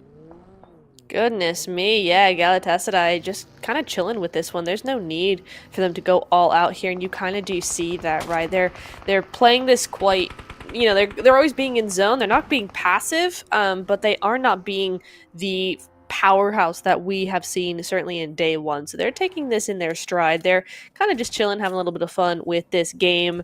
One elimination on the board. They are going to get this res back up, but OOC are looking straight at them. If they would just turn around, they would be looking straight at them. And oh, a battle of the solos up into the north side. Everybody away from everybody else, right? It looks like we might even have 3 solos. Yes, it is GOAT, it's IWNRX, and it is who was that? Yeah, Bonfire as well, all looking at each other on that north side. But back down to where the chaos really is. Galatasaray still outside of zone as that zone shifts up. Yeah, speaking about shifts, SDG shifted right into the side there of Veretiam. So you can see the engagements and the altercations coming through onto that far eastern side. But you said the south is still quite tough, and that's exactly what we have at this here for the side of OOC. You have quite a long way to go to get themselves back into safety, but now they're going the opposite direction. They decided, you know what? Oh. Let's go have it. We're going to rush straight up onto Galatasaray to see if we can send them out. Oh, but instead, OOC GG's. might be in a little bit of trouble here. As you can see, Bizumi quickly just trying to recover a little bit of the pacing. But now, this is that play, right? Galatasaray, yes, they have gone down. But in OOC doing this, they've actually now just kind of made themselves a target for all the teams in the vicinity. They have. They really, really have. And R8, you saw them taking advantage of that. S2G taking advantage of Yagi's, pointing at the other solo there. So Bonfire does manage to get out of that one alive. And now R8 looking a little worse for wear against Fenerbahce. This team does not back down. I mean, look at Fenerbahce. They have a solo. One is knocked. One is still up, and they're still going for those eliminations. They do not go out without a fight, and the Wildcats now are the next to fall with only 1 elimination. Well, a lot of these teams seem to be absolutely relentless now. OOC Dreamcore, they've been able to get themselves somewhat back into contention here, but you still gotta watch out. Yep, XQ comes through with the executations on the edge there, and with that, R8 Sapphire also make their way back into the lobby, down to only 8 teams. I mean, this is where we'll see those numbers now really start to crumble and just start tanking. We will indeed, and that zone is not giving them any respite. It keeps shifting away from all these teams that are just trying to climb into zone and any edge they can. And Molina doing massive work there. Great nade over there to get 3 eliminations. And Lighter, again, one of those teams that have been making moves, but not waves, right? Only 3 points on the board for them so far, but now they're into those placement points as well. And as the zones get closer, this is where they can start making their mark. AOR, in the meantime, up to 7 eliminations. A really, really good show for them in this final game. Yeah, definitely a very respectable play coming through on that end. But look at the quick reactions here from Lida. It's like, no. And then the shots just continue to try. Jelevaya with a very quick and swift play here. But it is going to be an absolute mess with regards to those vehicles. As Lida closed it up, that is AOR getting rammed and rammed back into the lobby. S2G also going to be capitalizing on a little bit of that carnage as they also start to move upwards. You can see Seren just looking for a little bit of a viable position over on the edge. Red Tiam still in the mix. And this is where things can get quite interesting because teams now know, right? This is it. This is the final push, the final stand. Let's make it count. Yes, indeed. Top 5 are here. Lighter, Tiam, Mel's Nova. Mel's Nova? How did she get in here?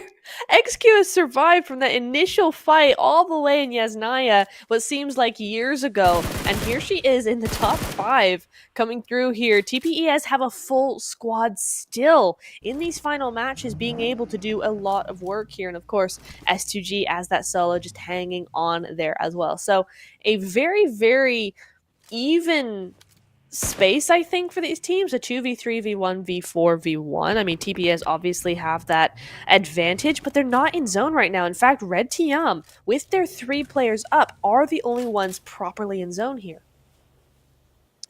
Well, let's see. Can they lock it down? Right, Red Tiam, good position to work off of. But again, the terrain proving to be a little bit more challenging. Still got to watch out for what TPS could bring as they crest that hill, right? Because they're the only squad with a 4-piece. So they have the slight numbers advantage, but are they going to have the strategical advantage, right? That is going to be the key to claim that winner chicken dinner. Seren is going to try and outlast the efforts and the aggression coming through there from Lida. So much so that they do find the response, but then rather than get picked up, Frisia with a quick follow through. And that is going to be Lida now up onto 6 eliminations. You said XQ just being absolutely relentless, still managing to survive. Cupquake spots her down. She goes. Goodbye, good night. As Mel's Nova will have to settle for those 3 eliminations and, of course, the placement points that come with 4th place. Now, TPS and Red Tiam are going to be focusing all the efforts in on each other. They are indeed, and we're down to the final 2, and it's just a 2v4 at this point. Catfanes is not going to be able to stay alive to the end of the game here. Semina does go down, though. A nice quick trade coming over here, but that's going to be a 3rd now. It's a 1v3, and TPES have every advantage offered to them here. That's going to be a try, but it's going to be a fail as TPES come in guns blazing from start to finish to get the final win of this season.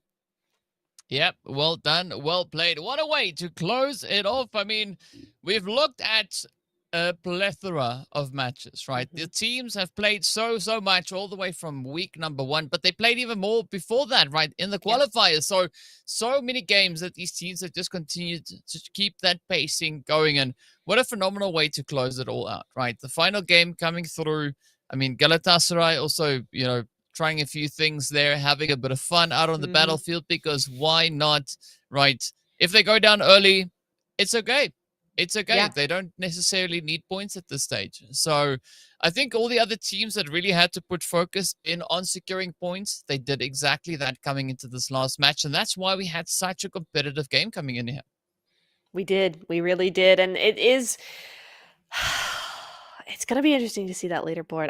It's been a lot of stuff going on, hasn't it? It's been a lot of things all at once, many points, and it's hard to keep track of, which is why we have a leaderboard. But I want to see how Tiam were able to end up converting from points to leaderboard placement, right? Because they were in with a real chance at getting much higher than they were. They brought in a decent result here, 2nd place and 9 eliminations, something like that. So something that we really want to watch out for, but it is really nice for TPES to get that final win with 9 eliminations as well, and not that much damage taken, right? I think that's a testament to both what they were able to take without receiving, and also their strategy of kind of playing edge and being on the edge a little bit more, where they were able to take some of these teams out without really being seen themselves.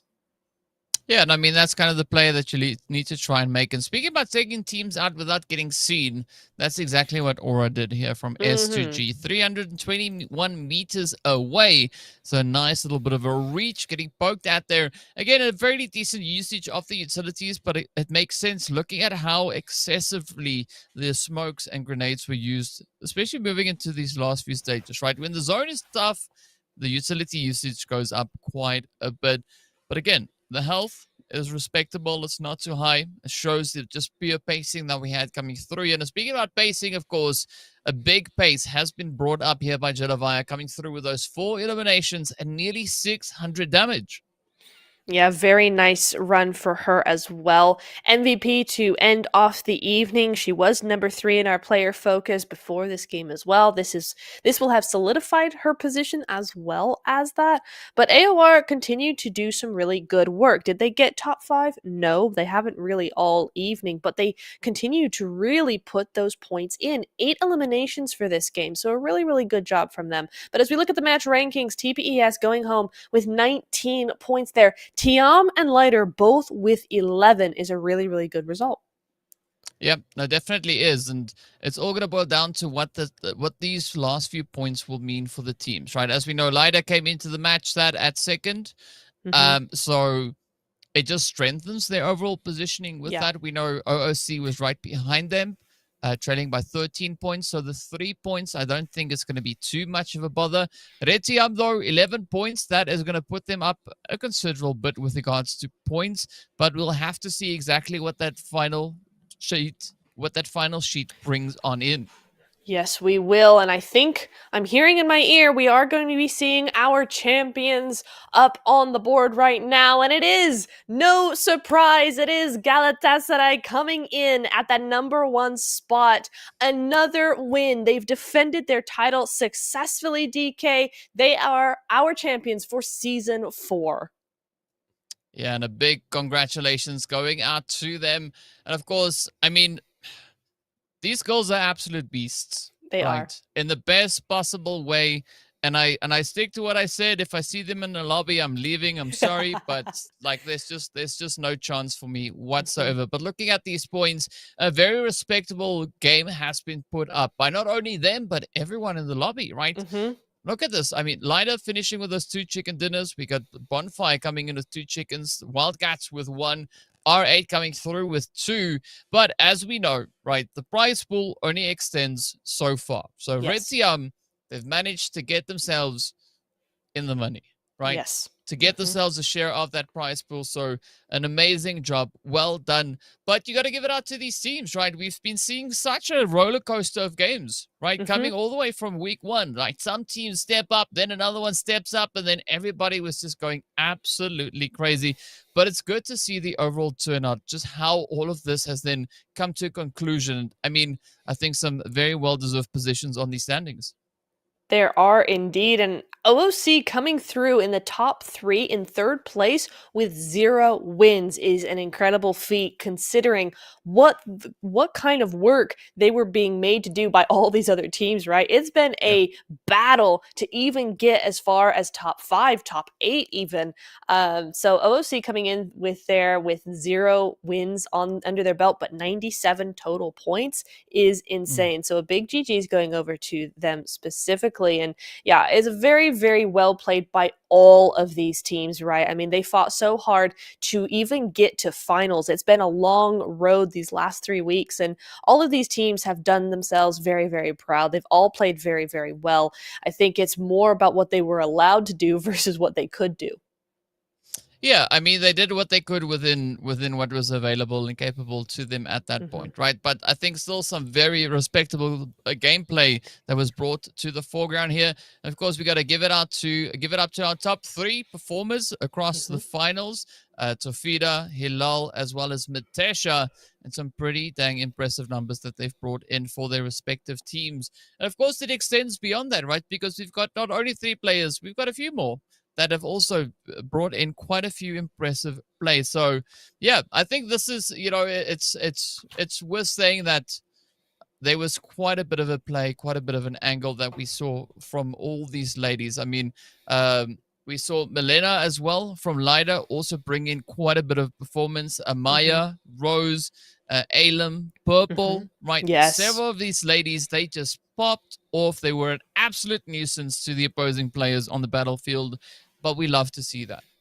We do. We really do. And it's been so nice to see such balance amongst these teams as well, right? No one player has been MVP more than twice, I don't think. Maybe Matesh has been 3 times in the finals. I'm not quite sure. I can't quite remember. But each of them have had their chance in the spotlight. I mean, Atlas doing a 1v4 against Galatasaray in that first game. And then Matesha coming back in with 27 elims total. It's been a big, wild ride here as you see our head-to-head of Tofita versus Matesha, right? And again, it's very, very similar.